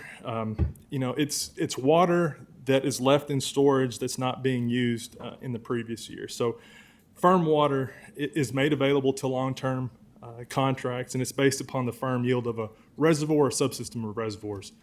All that said, we take the water availability models, we use the hydrology, the evaporation inflows to determine the maximum amount of water that can be made available without seeing shortages. And so that is firm water, and that's what we contract on. Our contracts typically don't use their full amount. Some do, but most of the time there's not. So that leftover storage, that water that's left in storage, that's what we're talking about as far as interruptible water. That interruptible water, the availability varies from year to year, and it's based on previous water usage. So the past 2 years, we've had some pretty significant water use. So you'll see the calculation be a little bit lower than what we provided in previous years when we've made it available. We have specific language within our interruptible water contracts, our drought contingency plan, and our procedures that allow for the interruption of water use under stage 3 drought conditions, according to our drought contingency plan. So it is interruptible, and that's why it's called interruptible water. It's sold at a system rate. So in FY 2025, our system rate is $99.50 per acre foot. Obviously, the agricultural use pays the ag rate, which is $69.65 per acre foot. We've been supplying interruptible water in this fashion since 2008. And the other thing, most of the users of interruptible water purchase interruptible water for backup purposes. So a lot of times, and we'll get into this next slide, there's a lot of information. Please don't read the notes, but what I wanted to point out here, this bar graph goes from 2008 to 2024. On the y-axis, you see in acre feet the amount of water that's offered, sold, or used. So the blue is offered, the orange is sold, and then the green is used. And so you'll see years where we didn't make either that much available when we had multi-year interruptible water back in the drought of 2011 through 2015. We didn't make as much available, and obviously in 2023 we didn't make any available, and we finally saw some replenishment in 2024 and made it available. So, in most years, not much interruptible water actually gets used, and that's due to the customers purchasing interruptible water for insurance purposes. We have an application process to submit requests for interruptible water. That typically goes out sometime in July. They come back by the end of September. And based on that process, we've received around 40 requests totaling about 21,000 acre feet basin-wide. So these are the diversion points of the requests. The total is 20,000, around 21,000, and that's broken down by industrial, agricultural, and mining. So those are the types of use and the diversion locations. So we have a procedure that outlines all the pertinent details with regard to interruptible water. The annual calculation methodology does include a safety factor established by the board, and the purpose of that safety factor is to ensure that the interruptible water contracts don't impact long-term contracts. So we have to be conservative in making interruptible water available in order to protect our firm water customers. The recommended safety factor of 0.25 provides for a 75% margin of safety, and it's been used in every year since the inception of this type of interruptible water in 2008. This slide here just shows the numbers that results from our calculations for interruptible water defined in our procedure. So the first column is just the individual reservoirs or subsystem of reservoirs, and then the second column is the amount of interruptible water made available. The calculation shows. And in total, the 2025 interruptible water calculation equals 53,683 acre feet across the reservoir segments. This should be 2025, by the way. So that is our recommendation to you today. As you mentioned, it is raining. I wanted to touch on the availability of what's stored in the reservoir. So this is as of last Wednesday, so November 13th. We've seen a 2% increase over the last couple of weeks. We have over 93% of the system is full, and it's storing over 1.8 million acre feet.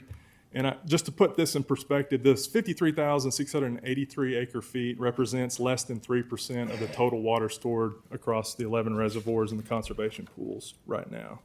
So, we're happy to say the system is in good shape, and we're comfortable recommending 53,683 acre feet of interruptible water for 2025. Any? Can you go back 2 slides? Yeah, sure. I see all the yellow dots. What kind of mining is going on over there? So that typically is, we have some that are sand and gravel, but most of that is oil and gas. Any salt mining in through there anymore? No. Not anymore? Okay. And then one more slide over. No.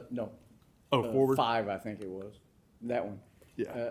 So interruptible water, why is there so much for Possum Kingdom, Granbury, and Whitney, and not as much for like Belton and Stillhouse? Yeah, that's a good question. So, the procedure that stipulates our calculation is based on prior water use. So, the use out of PK Granbury and Whitney hasn't been quite as much compared to our use in the Little River system. Our customers in the Little River system typically use a larger percentage of their contracts, and so that plays into the calculation, and that's the reason why you see a pretty big difference between those two subsystems. Who makes the determination on the rate they pay? The ag users pay one rate and everybody else pays a higher rate. Who is it that determines what rate the customer pays? So whenever we send out the requests or the questionnaires to determine their type of use, we get that information back, and it goes through our process. And as far as the type of use, and we've had the history of why. I guess what you're asking is what's the history behind the ag rate versus the system rate? Well, Mr. Collinsworth is already smiling at me. If it was up to me, I would charge everybody the higher rate, but that's just my personal opinion. let me give you an example. If I were a customer who wanted to misrepresent myself to the BRA, I would say, oh, I want to pay at the ag rate even though I was going to use it for mining or something else. Yeah. Do I make myself clear? Yeah, yes, you do. I think one thing that kind of prevents that, so we are in the water master jurisdiction, so all of the meters and the diversion locations that come to us and that we enter contracts into require the water master and her staff to validate the meter and what the water is being used for. So that is a little bit of a check. You know, if Molly and you know, goes out and sees that, you know, there may be a different use type than what the contract says, that would come back to us and we would, you know, handle it in that situation. But to Director Lattimore's point, if the board so chooses that we charge a full rate or any other rate for that water, it would be appropriate to discuss that. And we bring that to you in July. We could do it then, or we could do it at any board meeting at your request to look at why that we bifurcate those two rates and allow that to happen. Well, I don't want to throw this whole thing in the ditch, but on the other hand, it seems to me that there should be a check. There should be a check somewhere. I mean, what's fair is fair. If somebody's going to pay the ag rate, then it would be reasonable to double check and be sure that they truly are using it for irrigation. That's my whole point. Thank you, Madam Chair. No rate for populations out of the categories you've mentioned? No, we only have two rates for the water that we sell under our newer contracts, what our system contracts look like, and that's our municipal industrial rate and then an ag rate. Okay, and then in this category here, under reservoir, the Possum Kingdom, Granbury, Whitney, if you took Granbury and Whitney out, what would be your acre feet? It would be significantly lower than that 31,000. I'd have to go back and look, but it's, you know, I think that the greater proportion of that 31,000, you know, really comes out of Possum Kingdom. 'Cause Basically, Possum Kingdom is your mother lode of water. Well, it's our most reliable because it's furthest Yeah. upstream. So it allows us the most flexibility in how we manage our water supply. So if you start taking reservoirs out, then it changes the Well, no, I just risk. was just curious what the acre Sure. footage. And it just depends on Yeah. time and place and storage at that time. Yeah, that's your call. I was just curious more of a- as a number. Thank you. So good news, bad news. The good news is that we have interruptible water available, and there are customers that rely on and use this water. We sell this water, the revenues that we make go to help rate stabilization, they help to pay for water projects. So from that perspective, there is a benefit to our system customers. The bad news is that if you look at the way water's used today, we don't use, well, let's say it this way, we use an amount that allows the BRA staff to feel comfortable coming to the board and saying we have interruptible water. If Texas continues to grow and we continue to use water the way that we use, there'll be a point in time that the amount of water, the percentage water that our customers use every year, we won't have the confidence to come back to you and provide and make interruptible water available. I don't know if that's 10 years. I don't know if it's 20 years. But those of you that attend our customer meetings, you hear me say this all the time. There will be a time in the future that we will have to not make interruptible water available so that we can continue to secure those firm contracts that we have. All right, please read the resolution. Be it resolved that the Board of Directors of the Brazos River Authority hereby approves a safety factor of 0.25 for use in determining the amounts of interruptible water to make available in calendar year 2025. Be it further resolved that the Board of Directors of the Brazos River Authority hereby authorizes the General Manager, CEO, to make up to 53,683 acre-feet of interruptible water available in calendar year 2025. You've heard the reading of the resolution. Is there a motion to adopt? Director Henderson and Director Wilson. Henderson made the motion. Director Wilson seconded it. Please poll the board. Presiding Officer Flores, Yes. Director Huber, Yes. Director Lloyd, Yes. Director Boren, Yes. Director Fernandez, Yes. Director Henderson, Yes. Ennis, Yes. Director Crone, Yes. Director LaChance, Yes. Director Lattimore, Yes. Director Embro, Yes. Director Parks, Yes. Director Ruiz, Yes.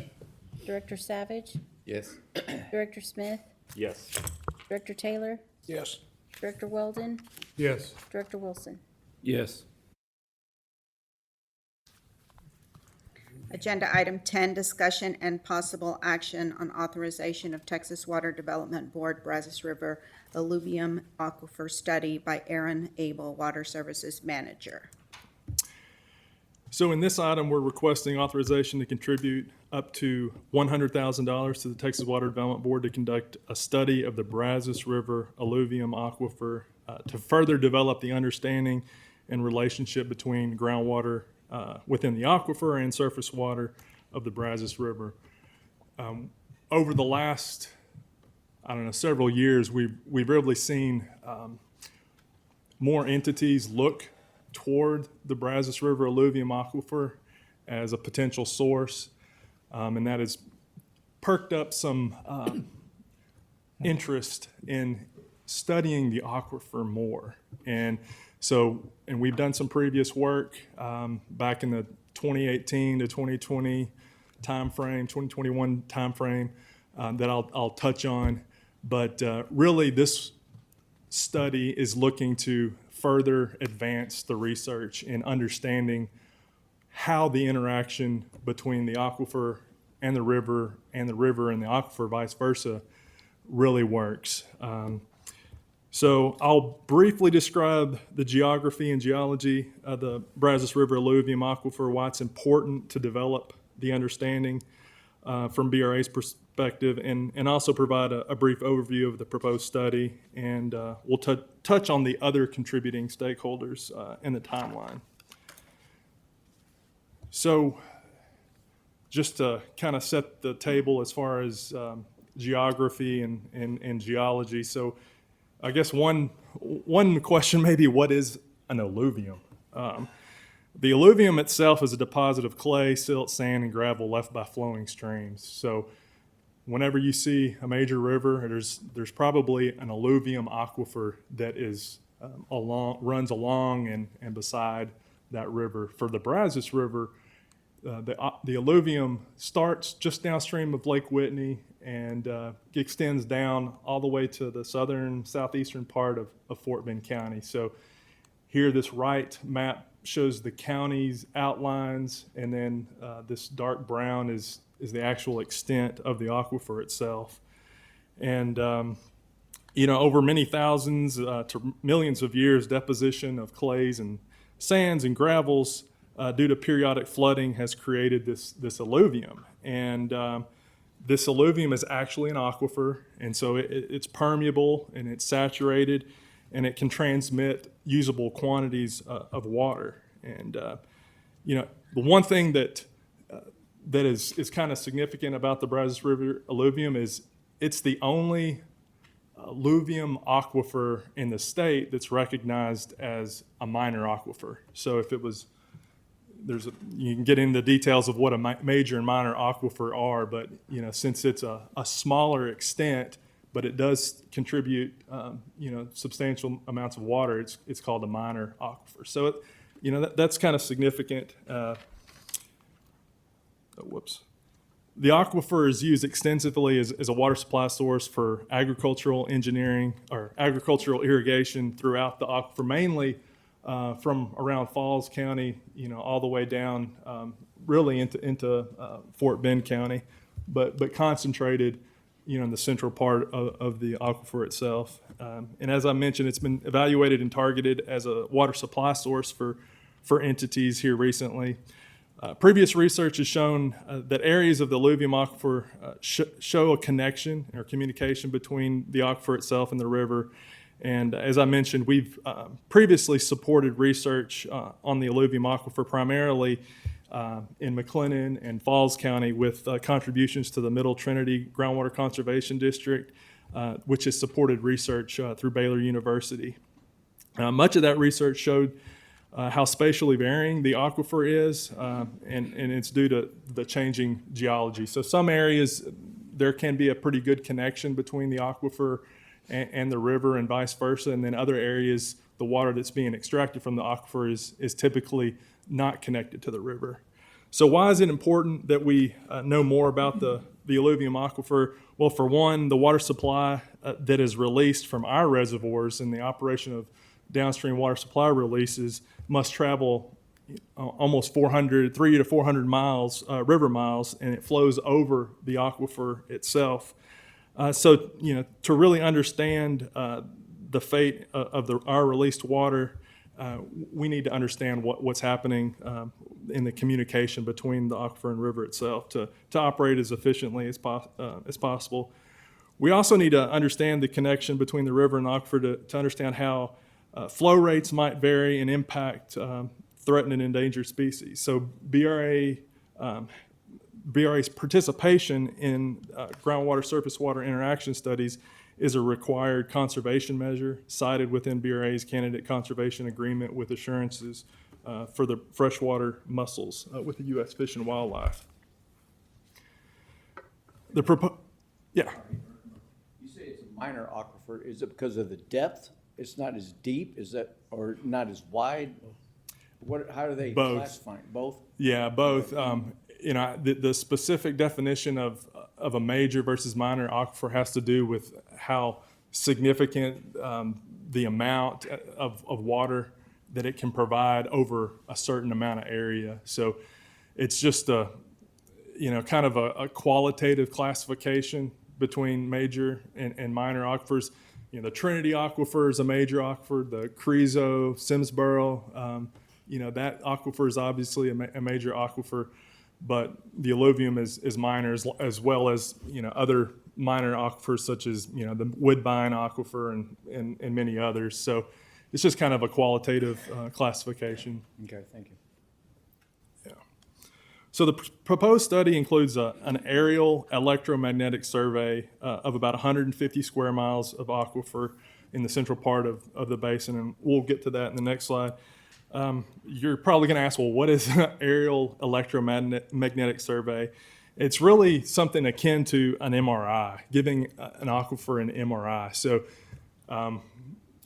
some may have had to go through an MRI process, but essentially you insert energy into whatever you're studying, and the resulting response of that energy kind of evaluates what is going on in places that you can't see from the surface. So by inducing electromagnetic waves into the aquifer, one can develop correlations between the actual properties of the aquifer, like the geology or the hydrology, with the survey results. And so this picture here over to the right is kind of a depiction of what a survey would look like. A helicopter is used to carry a suspended wire loop, and that's what you see here, that houses a sensor and instruments. And that's what you're seeing in this photo, but essentially, it's weak electromagnetic waves extend down into the surface, and that results in a response that can be correlated with actual well logs and the actual geologic material from existing wells. The survey will be conducted and the results will be interpreted with actual geologic and hydrologic material or information, and then ultimately that will culminate in a mapping of the subsurface geology of the aquifer. So this is the study area. Again, here's the aquifer itself. And so this is College Station here. And the blue outline is the actual survey boundary. So it will complete and extend outside the extent of the aquifer itself. The aquifer area interest is that pink or salmon color. And the one important area for this and what's important is Texas A&M has a research farm that has alluvium wells that have been completed in this area. And so there's also other alluvium wells in this area of interest that Texas Water Development Board can correlate the actual results to those bore logs and correlate what kind of geology is happening in this area.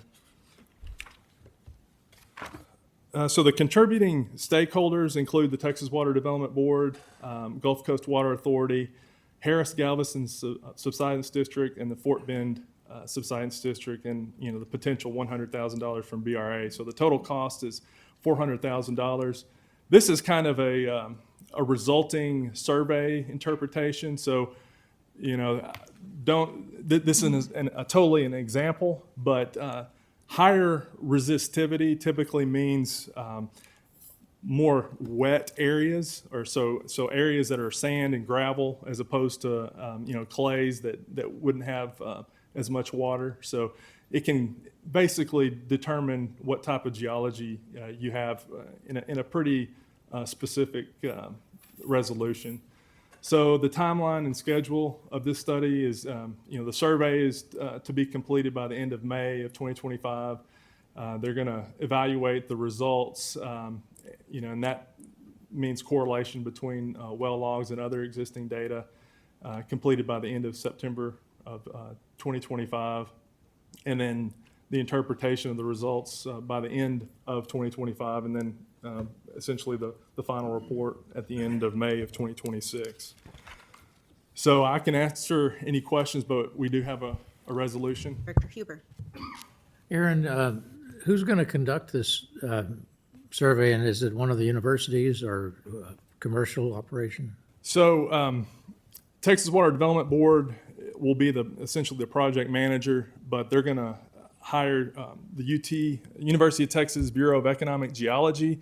They have a consortium of geologists that do these types of things, and so they're going to be contracting or subcontracting to UT Bureau of Economic Geology. Thank you. Director Lattimore. Other than scholarly curiosity, what's going to be the benefit to the BRA of this study? So that's a great question. And whiskey's for drinking and water's for fighting. So in big picture, and you've heard us say this before, we're looking for science. And the question that some of our customers are asking us now, during times of drought, when you release water for us, Gulf Coast Water Authority is a prime example. When you release water for us out of your reservoirs, is the pumping of alluvium water stealing the water that the BRA or the senior water rights holders have the rights to? So that's what we're looking for. And at some point in time, when the legislature may have to deal with rules as it relates to alluvium water, will we have the science to back up that that's BRA water or system water or not? So I think that's the big picture, Director Lattimore. Tiffany's going to comment on something. Sure. Additionally, in our CCAA that we negotiated with U.S. Fish and Wildlife, doing these sorts of studies is another thing because, again, during times of drought, understanding where the water is coming or going is going to be critical to the survivability of those endangered mussels in certain parts of the basin. And this is right in the area where we said we would do similar studies. And participating in a group effort like this is proven to be much more cost effective than if we tried to pursue similar studies ourselves, which we were looking at initially. We're going to go to Director Wayne and then Jen. So correct me if I'm wrong, Aaron, but currently alluvium water is classified as groundwater and is under the regulations of the groundwater conservation districts in those areas. That's an important distinction. I just wanted to bring that out. Absolutely. No, that's a good point. Director Henderson? So I think this is an interesting study. I think it probably would be a good use of our money to do that. I hesitate that we're a quarter of the total amount. But how often would we need to repeat a study like this? Is there any kind of thought around, well, if we do it now, then we need to update it every so often? So, this is a small part of the aquifer. There's been previous studies, prior to this point, not only that we funded, but by others. So we're just starting to scratch the surface of understanding the alluvium aquifer. So I don't think this will be the be-all, end-all as far as understanding what the aquifer and how it relates to the river from Whitney all the way down to Fort Bend County. So you have areas, downstream of Falls County that, you have the Carrizo-Wilcox aquifer that it underlays the Brazos River alluvium. And there's been studies the Texas Water Development Board has done to see what is the communication between the alluvium and those underlying aquifers.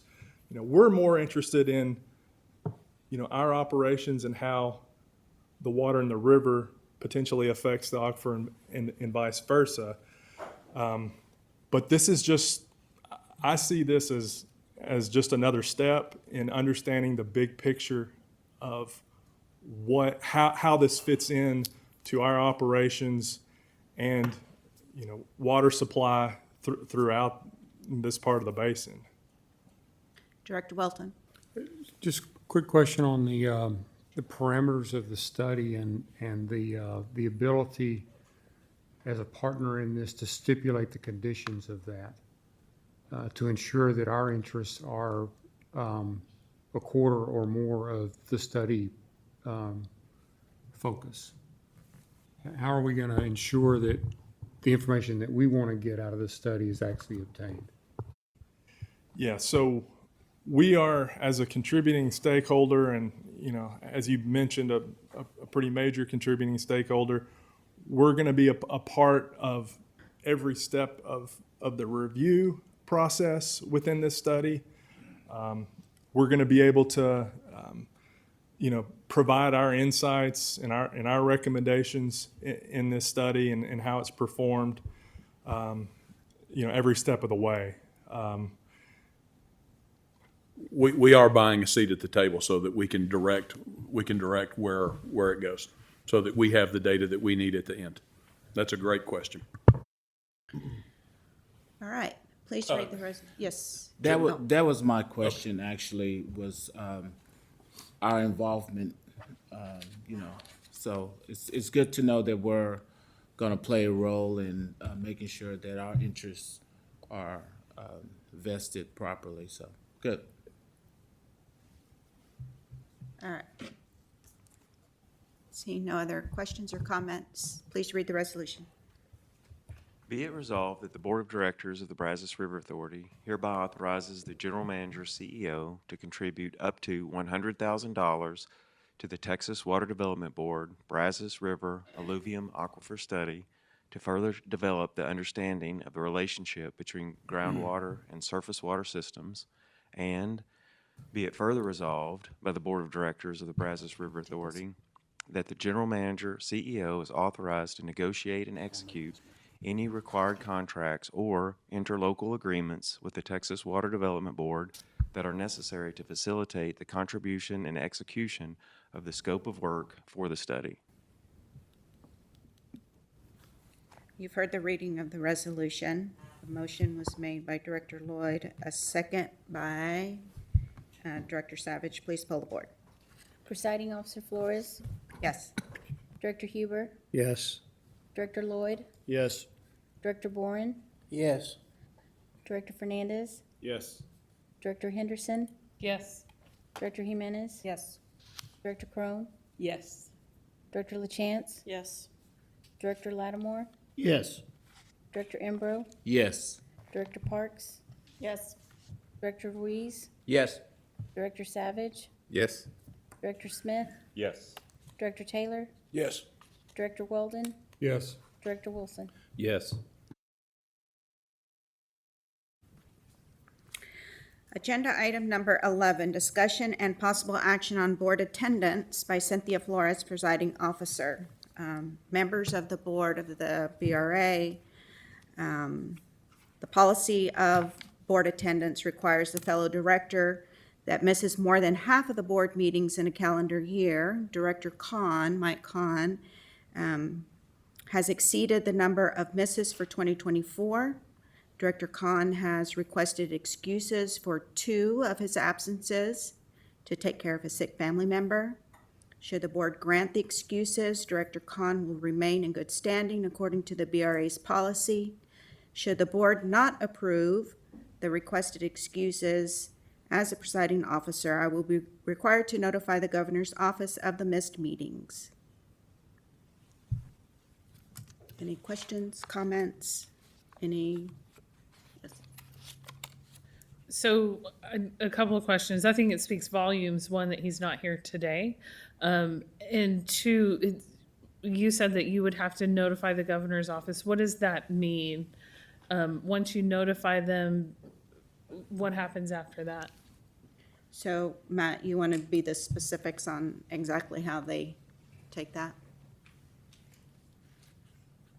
So in our enabling statutes, there's a number of reasons that constitute grounds for removal of a board member, and one of those is missing more than half of the scheduled meetings for the year. If the excuse is not, missing more than half without an excuse granted by a majority vote of the board. If an excuse is not granted, then the chair would have the obligation to notify the governor's office as well as the attorney general's office that grounds for removal of a board member exists. Now, what they do with that at that point is their process. I'm assuming they would have to consider So- continued service at that point. I do want to add that I had a chance to talk to Director Kahn, and he has had to move a family member into his home, and he's trying to figure things out. And I think all of us have been in that situation with an elderly parent. He is working on family members moving to the area to help him, and he does understand that should the board decide to remove him, he understands that that's part of the process, but he would like to remain on the board. Any other questions or comments? All right, please read the resolution. Somebody has one? Do you have a resolution? All right, go ahead.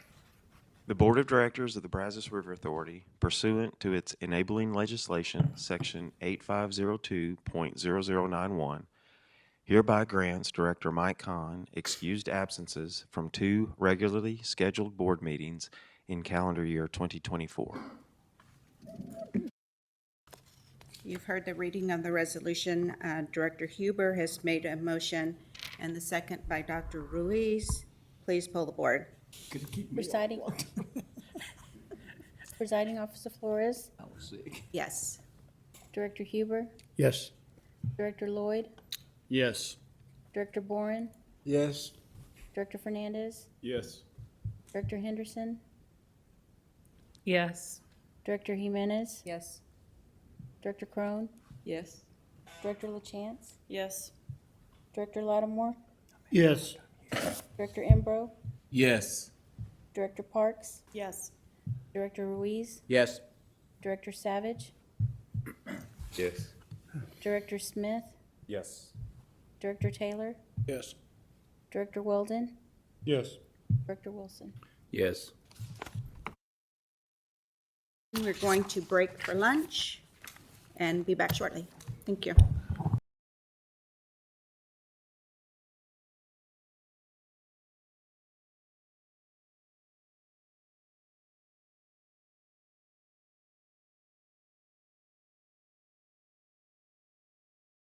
Have a class, it wouldn't make it.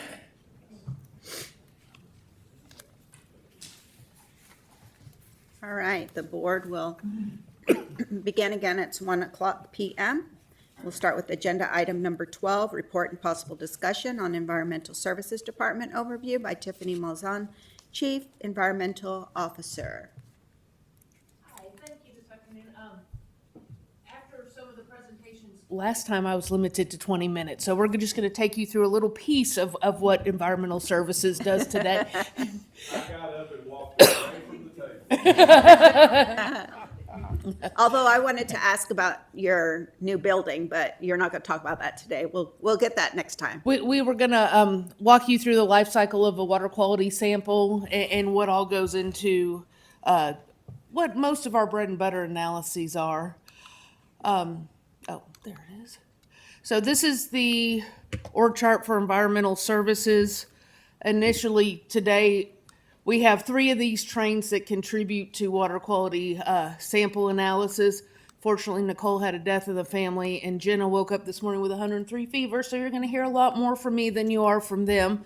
Jeremy, our field operations manager, is here, and we'll talk about what his team does out in the field. As some of you know, we do the bulk of our monitoring under the Clean Rivers Act, and all that data gets reported to TCEQ. And gets used for regulatory purposes. So what we do is really important, and we need to be very certain throughout every step of our process that we have good quality control, that we're preparing and presenting and giving TCEQ data that we can defend in a court of law. So one of the things that we do in our department, beyond just the BRA code of ethics, we have a very specific code of ethics to the data generation process that we've worked with HR and with legal over the years to refine. But that is something that we hold very seriously in environmental services, and have in the past let people go for failing to uphold this. So this is just a little piece that you probably never see on how we do that. And then I'm going to, since Jeremy and his team are the first step of the water quality sample collection process, I'm going to pass it off to him to talk about what his team does. Hi, good afternoon. Like Tiffany said, I'm Jeremy Nicolai, the Field Operations Manager here at the Brazos River Authority. Just real quick, just to give you kind of a flavor of who we are. There's the GM CEO used to do my job. So that's the kind of quality of people that we have working for us. I don't know if that's good quality or anyway. So, and the next thing is, I would be happy to be your next GM and CEO. That's all I got. No. So, now I'm going to talk about, so what we do is biological monitoring and routine water quality monitoring throughout the basin. The biological monitoring is a really fun part, and we're not going to get into that. Sorry.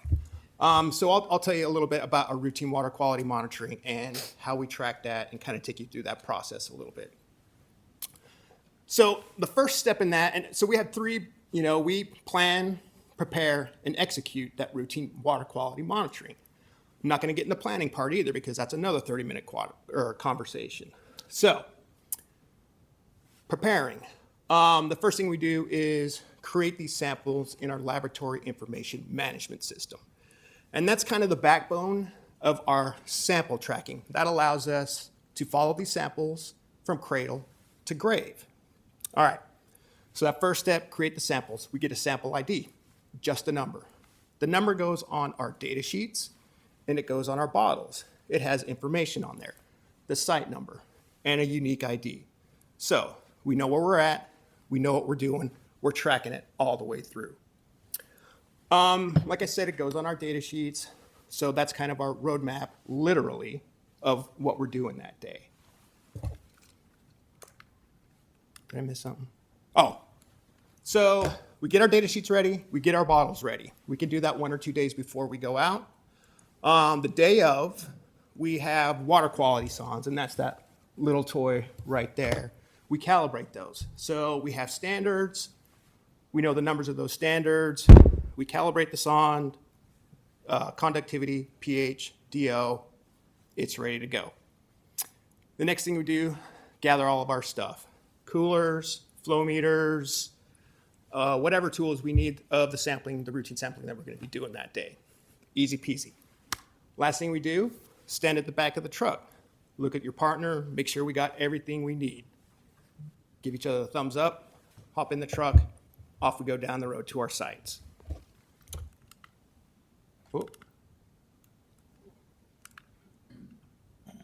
Oh, yeah, okay. So we get to the sites. What we do is, one person is usually in charge of the data sheets, then the other person is usually in charge of the actual collection of the water samples. So, person on the field data sheets kind of looks around and makes some field observations. We look at things like the weather. Is it sunny? Is it cloudy? Is it raining? Is it not? Is the wind blowing? That kind of stuff. We'll look at what the flow is. Is it low flow? Is it dry? Is it flood? All those things have happened. We've been through all of them. Are there people recreating? What kind of recreation is it? Are they just standing on the bank fishing? Are they canoeing? Or in there swimming? That's kind of a big deal to us. So if people are actually recreating in the water where there is a high probability of ingestion, that's good information for us. That way we know there's a higher or a lower bacteria criteria for that stream. We'll look around and look at the aquatic vegetation. Is there any? If there is, what percent of the stream does it cover? And we'll check the area for invasive species. In lakes, zebra mussels. In the streams, it might be alligator weed or some hydrilla or something like that. So that water quality sun, that gets thrown in the water too, and we look at things like dissolved oxygen, pH, the temperature of the water, the conductivity of the water, and the salinity. Sometimes we'll take actual flow measurements, discharge measurements, and other times we'll use USGS gauges for the actual flow, not the flow severity. And transparency tells us how clear the water is. Upper Brazos, sometimes it's really clear. We were up there last week sometime. They had some rain up there, and the transparency was about that much. So depends on what's going on and what the transparency is. And that gives us a good idea of, like, at that moment in time, what the water's doing. And that'll tell us a lot about the analysis that's going to be happening. So once we get there, that's when we collect the samples. Stick the bottles in the water, fill them up. If they need preserved, we'll preserve them. Some of our samples need field filtered. And then put them in the cooler, go to our next site, finishing it out.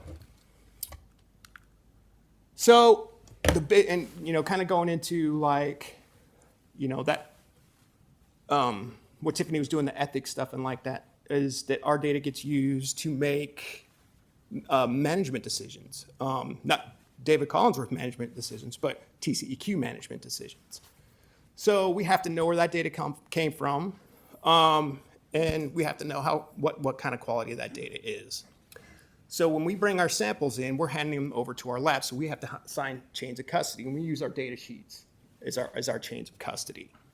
So somebody from the lab will sign them, somebody from the field will sign them, and that gives us a chance to review our data sheets for completeness, make sure we did everything that we needed to do, and then they get scanned in and go into data entry. And we could do the data entry, a day or two afterwards, and that also goes into that lab management system, along with all the chain of custody stuff too. Again, we're tracking these samples from cradle to grave. And then it goes to the lab, and I'll hand it back to Tiffany. Oh, yeah, please, if you got questions. As a field management person, I was just wondering if you knew where the fishing honey holes were? That's a really good question. My GM CEO eyeballs me. So most of the fish that we deal with are minnows, like when we're doing our biological assessments. Every now and so hopefully we'll get an opportunity. I'd love to tell you guys about the biological assessments that we do. They're really cool. So most of the fish we catch are minnow types, but man, we get some really good bass, and we've got some really good alligator gar also. So that's kind of how it goes. Yes, sir. Jeremy, are your sites fixed permanent sites or you randomly sample? That is an excellent question. So our sites, gosh, what do we have, like 128, 152 sites. I thought so, yeah. So they are fixed sites. Some of these sites we have been sampling since Mr. Collinsworth was sampling them. And that's like 50 years ago. He's only like 6 years older than I am, so I can say that. So yeah, they're all fixed sites. And all of them are, we get site numbers from TCEQ. So TCEQ is aware of all the sites that we do. There's only a few sites that do what?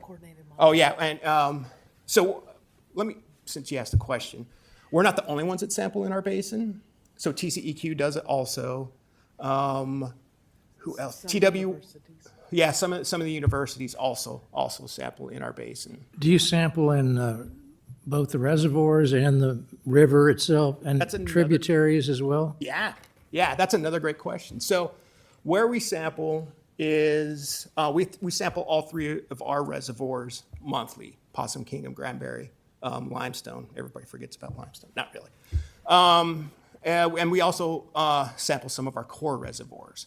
So I don't know the breakdown between main stem Brazos River sites and the tributary sites. But yeah, we, Leon and some tributaries on the Leon.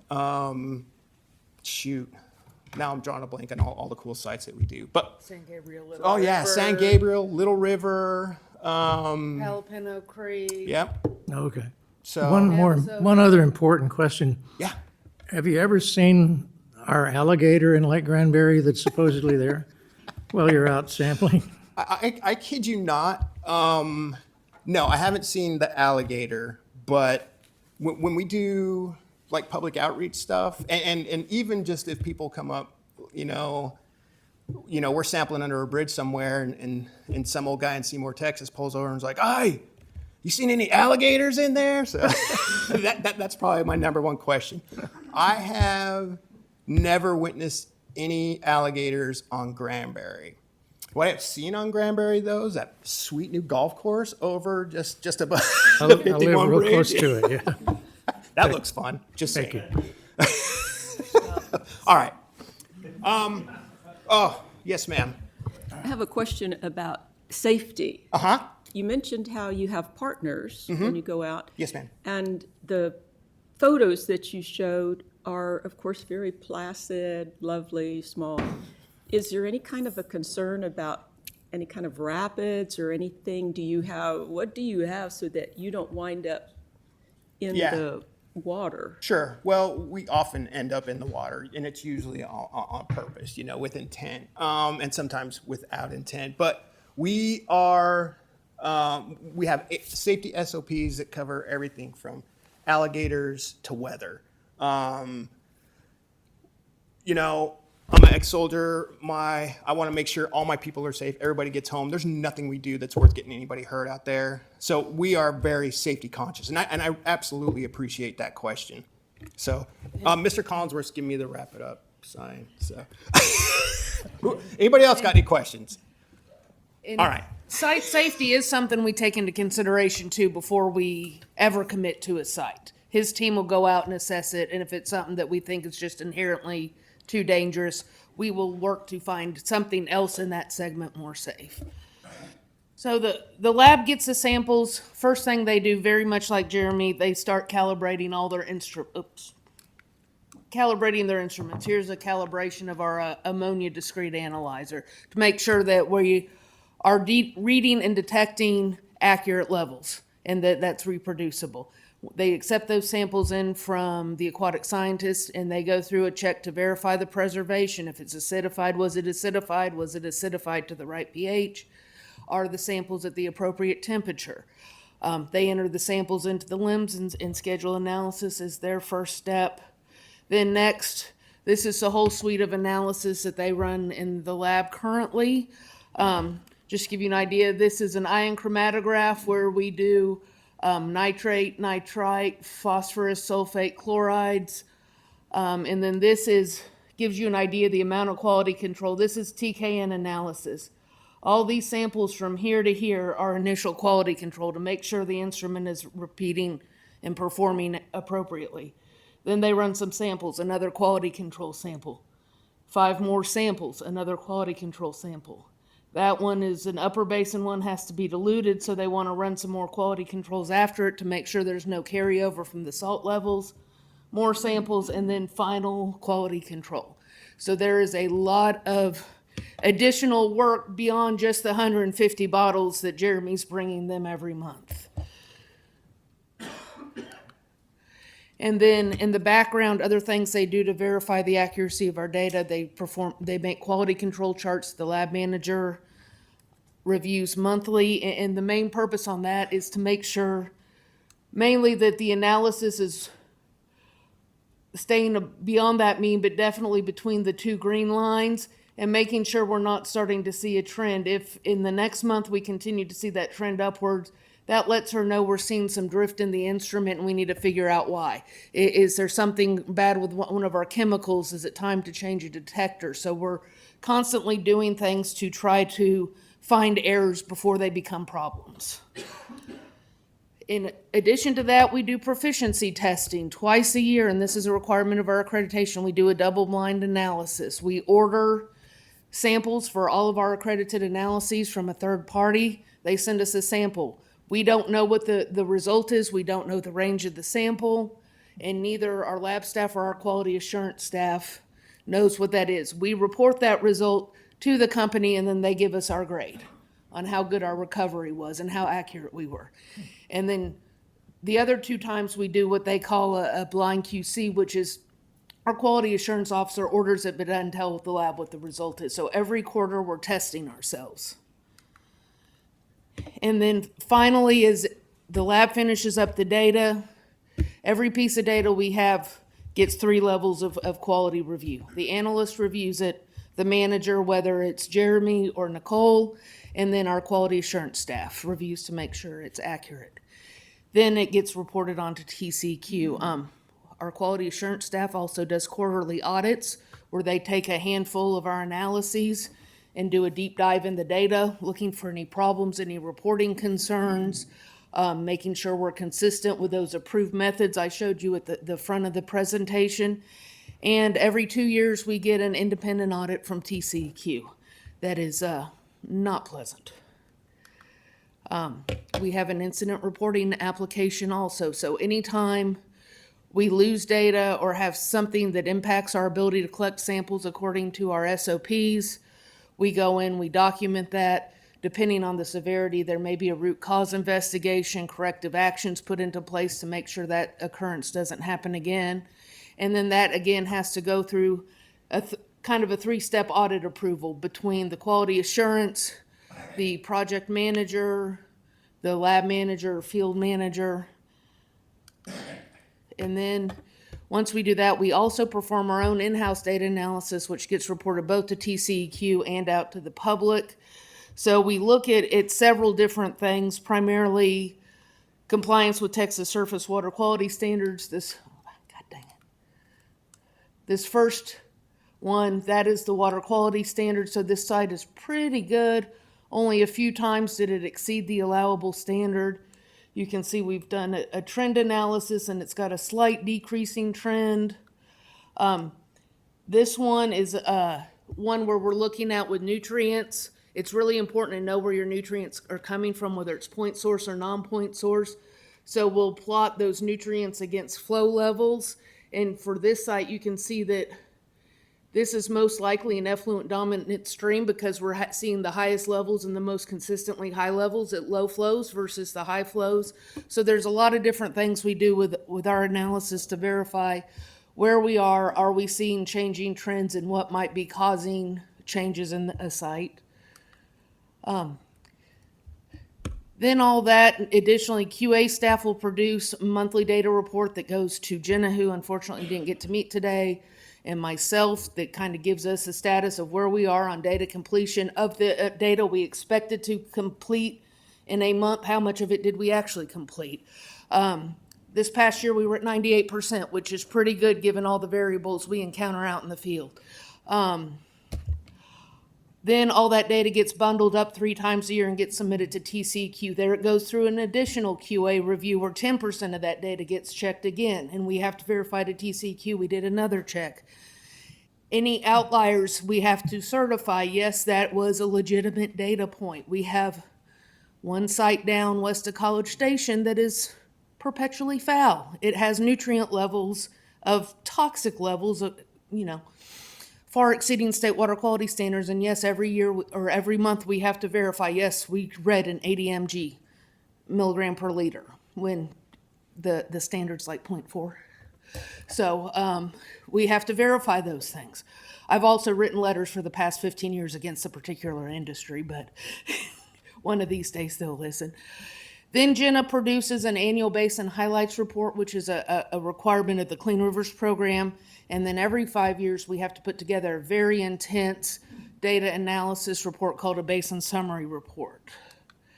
And you can find both of those on our website. The basin highlights report gives kind of an overview of what we did the previous year, what our plan for the next year is. If TCEQ has put out their Texas Integrated Water Quality Report, which is they take our data plus all the data they get from the other river authorities and perform their big analysis, and that gets submitted up to the EPA for the state's Federal Clean Water Act compliance. And then a summary of any ongoing projects or activities. And then the basin summary report, like I said, it's an intense data analysis report. So anything you want to know about how it goes, and that covers at least the previous 10 years of data.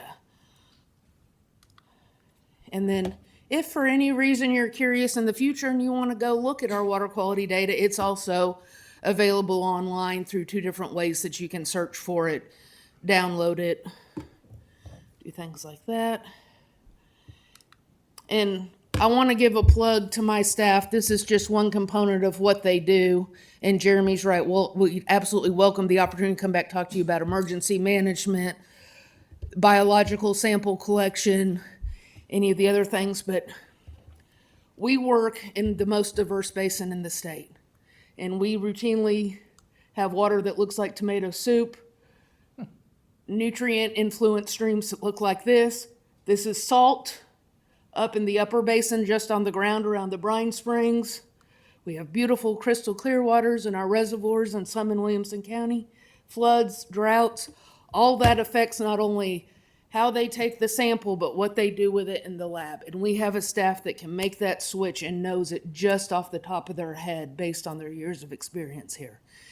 That's incredibly difficult. We've occasionally, when we have equipment go down, have sent things out to contract labs. They're not used to that variety, and we usually end up producing about 50% of the data. So our staff is really fine at what they do. I'd say some of the best in the state. So any questions?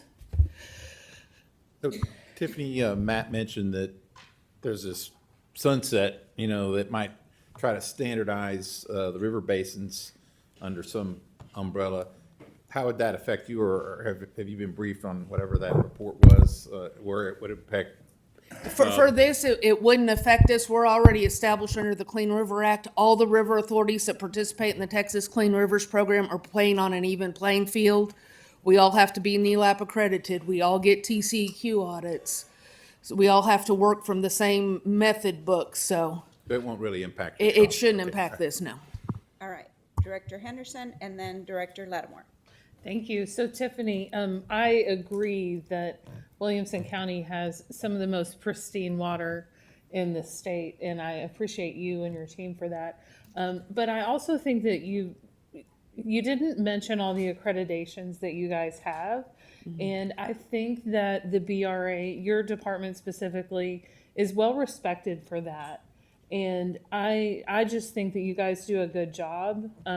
Maybe good's not the right word, maybe a great job at keeping up with all of this and the paperwork nightmare that there is.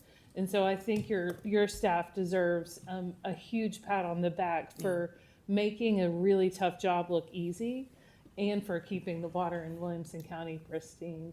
Well, thank you. The green picture is also from Williamson County, so you do have some effluent second dominant that, Williamson. streams. All right, Thank you. Director Thank Lattimore. you. I too am really impressed with your presentation but I wanna ask a question maybe that's a little awkward to answer, but it seems like that the BRA has gone a long ways with your department in our reporting and testing process. How do we compare to other river authorities in the state? Are we far and above others? Are we about on a par? How would you compare us to other organizations? I think that's a hard one to judge because we're all a little different. So Trinity River Authority is heavily invested in wastewater facilities, and their lab is dominantly a wastewater lab who also does some of their clean river samples. So trying to judge one over the other of being better or worse, I think it's very basin specific. We do also, as part of the Clean Rivers program, hold an annual stakeholder meeting where anyone who's expressed interest can come tell us what they're concerned about in our basin. And I can tell you our basin and what our citizens are concerned about is extremely different from the Colorado or the Guadalupe. Each basin kind of has its own personality too. So I think that's a really hard question. I'd say there's maybe some difference in the size of the river authorities. With some of the bigger ones, I think we're a little more well-funded, and some of the smaller ones with a much smaller geographic footprint, don't produce as much as we do, but we also tend to have, because we are so variable, we have more potential impacts in some of those small isolated basins. So to get into something that's beyond, we do receive funding from the Clean Rivers program to do that monitoring. And that is based on the permit fees paid from your basin. So it can also kind of end up in an economic disparity between the bigs and the littles, just because they don't have a lot of dischargers in their basin because their basin size is geographically small. So I think it's a hard question to say. I think we're fantastic, but I'm not going to say I'm better than LCRA because they think they're equally fantastic. Well, please don't think that I'm taking anything away from you. I think y'all are doing a great job, and the department is well represented. But I just wanted to ask that question, and I don't disagree with anything that you've said. I think it would be very difficult because each basin is so much. They're so much different from one to the other. It would be very hard to compare. So, thank you very much. All right. Tiffany, this picture right here, I think we've all seen that salt water. The salt one is one that we forget about. That is, the upper basin has natural brine springs that pour out on the ground, and most of the time that water doesn't necessarily make it to the river itself on a day-to-day basis. But there's a crust up there anywhere that can range from an inch to 5 inches thick of just salt, and it looks like snow. And when you get those big rainstorms up west of Abilene, we'll see the spike, and we watch for it, and we actually have a chloride predictive tool so that we can alert our customers, hey, a slug of salt is rolling down the basin, get ready. And I know a lot of the water treatment plants, Dow Chemical, they will take steps to either pump and then turn off their pumps to let that salt slug go by, Gulf Coast Water Authority, things like that. So it's pretty impressive when you really see it. Oh, no, that is. Most of the fish in the main stem are somewhat adapted to the fact that we are naturally higher and a little saltier anyway. I'm sure it's not grand for them, especially the ones in the lower basin when that salt slug rolls through. But we haven't seen any massive impacts as far as die-offs or major fish kills because of it. And that's one of the things, those little small eye and sharp nose shiners I was talking about in the property management, they're salt tolerant, and that's how come they continue to thrive in the upper basin, is they can take higher levels of salt than most other fish, so the predators can't get upstream to eat them. Okay. Well, Awesome job. And I also thought that org chart was very interesting. I didn't realize that your team was as large as it is. So I think we see you all the time. So Yeah. welcome, Jeremy. So congratulations to you and your Oh, team. thank you. Great job. Moving on to agenda item number 13, report and possible discussion on fiscal year 2024 fourth quarter budget report by Michelle Giroir, Chief Financial Officer. So, members of the board, this is in your board packet. If you have any questions, we'll answer them. Hearing none? All right. Michelle, are you good with that? I'm fine with that. Okay. Number 14, report and possible discussion on fiscal year 2024 fourth quarter investment report Ditto. by Michelle Giroir. It's in your report. If you have questions, we'll answer them. Okay. Any questions for Michelle? We all saw the information in the packet. Thank you, Michelle. Before we adjourn, I want to say that I hope everybody has a wonderful Thanksgiving and a Merry Christmas. We will reconvene in January, and Rick has something to say. I just want to compliment, I guess it would be Luke and his team, whoever installed this new sound system in here. It is excellent, and it has made such a difference in this meeting compared to all the others I've been to. You could hear the roast of me very well, couldn't you? Yes, sir. Thanks a lot. Thank you for that. And finally, David, thank you and your team. Y'all do an incredible job. Y'all do a lot to prepare for this meeting. Thank y'all for everything that you do. Board, thank you for taking your time to be here and serve those of us who live in Texas. Thank you. Y'all have a happy Thanksgiving. We are adjourned. A motion by Director Crone and a second by Director Savage. Thank you.